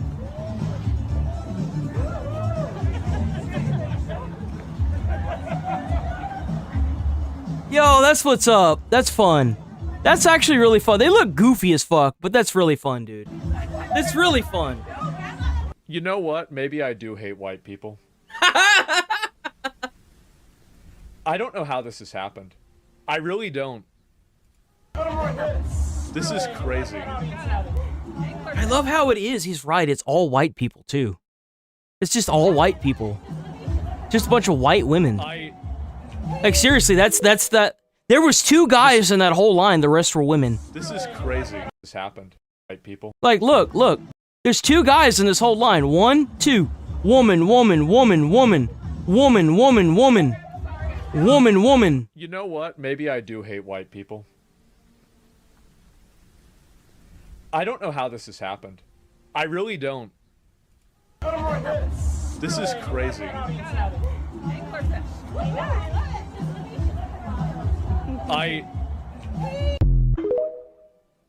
This is crazy. Chicago PD superintendent surprisingly makes sense. Federal agents. This is Chicago.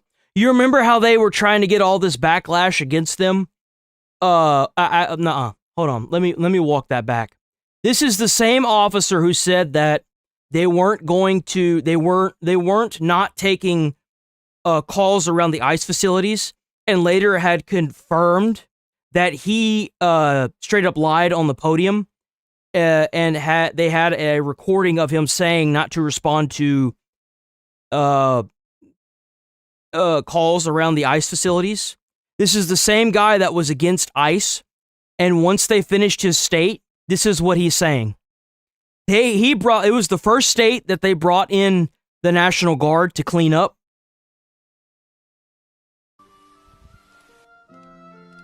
HSI are officers. They are agents of law enforcement. If you box them in with vehicles, it is reasonable for them to believe that they are being ambushed. Yep. And that this could end in a deadly situation. What? No way. And it's reasonable no for way. them to use force based on those conditions. Obviously. He got reformed. You see, Trump went in there and cleaned up that dump. He got reformed. He got leeringed. You know what I'm saying? He realized that the administration wasn't there to hurt them. It was there to help them. The place is fucking thriving now. Not box in any law enforcement officer. Duh. You're breaking the law when you do that. Duh, of course. No, their rationale is that they're ICE agents, so they're not law enforcement officers. Bro, you are fucked in the head. And you are putting yourself in danger. Absolutely. Following law enforcement agents around.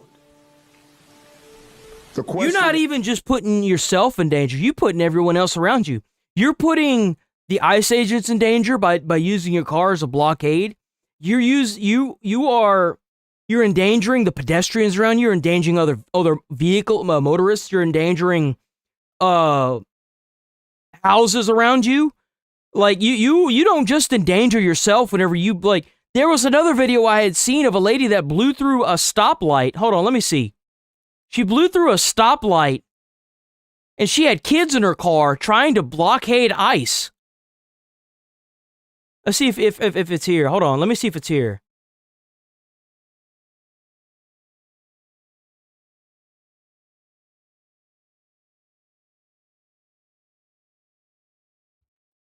Lady that has kids in her car blows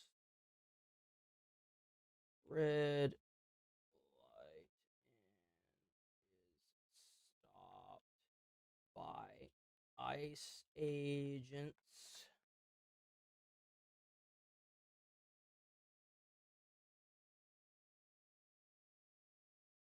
I don't think I'm going to be able to find it.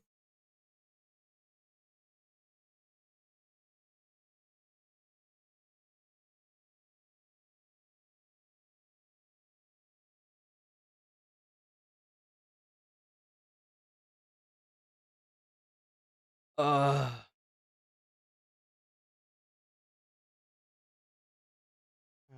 in car.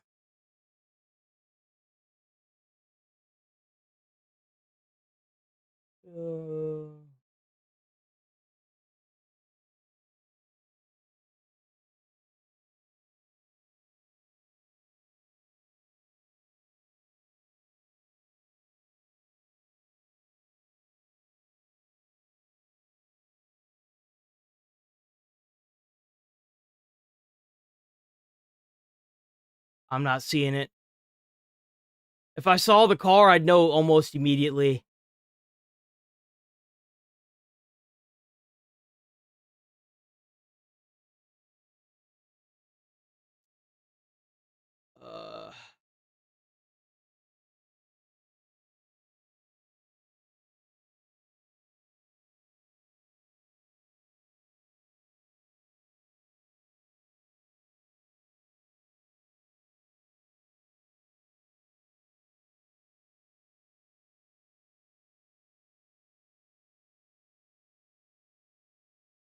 Can't find it. I don't think I'm gonna.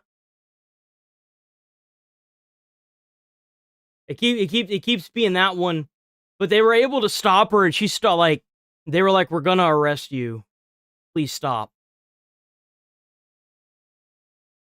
That's pretty much the gist of it. Yeah, I don't think I'm gonna find it. This is what to say when the cops say you're under arrest. Repeat that. That's all right though. It's about that time anyway. We haven't done any Midwest safety stuff because I'm trying to get caught up. It sucks, man. Everything's coming in on the weekends now, so I'm getting slapped around during the week, man.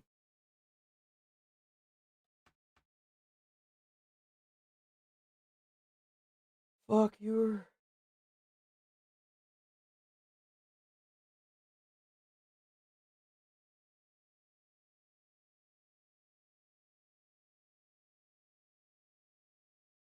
Second, if I honest here, Chad's still typing, man. Chad, he's still typing?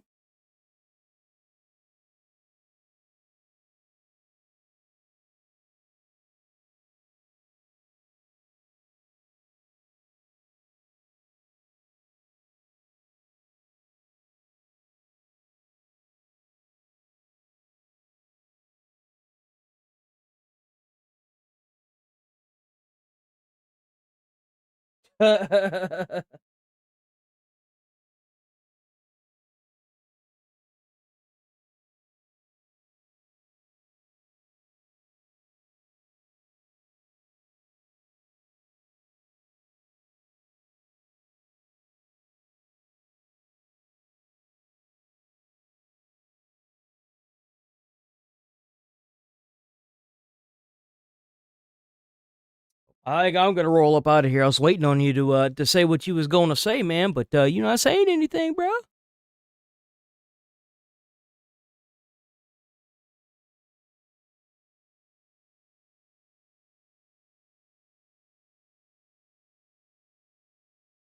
Well, till tomorrow, boys. We'll be back on bright and early tomorrow. Stay safe out there. Stay friendly. Try to put a smile on someone's face. You might change their whole day or their whole life. You never know. And I'll be back on tomorrow.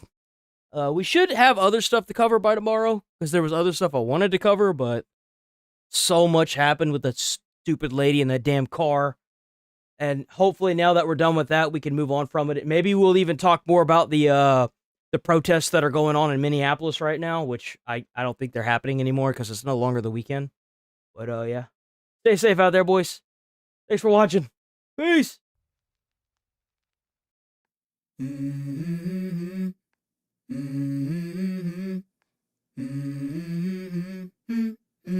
Let's go. I wake up to a little bit of drool on my pillow, feel like it's gonna be a bad day. Yeah, I'm tired of shit, and the coffee ain't hit yet, damn, ain't that great. I don't wanna go to work, cause my boss is a jerk, and I'm not even that paid. I need a change in my life, cause I don't feel alive, and there's nothing that makes me happy. Hold my beer for a minute, I'm about to quit my job, cash in for a ticket, I'm going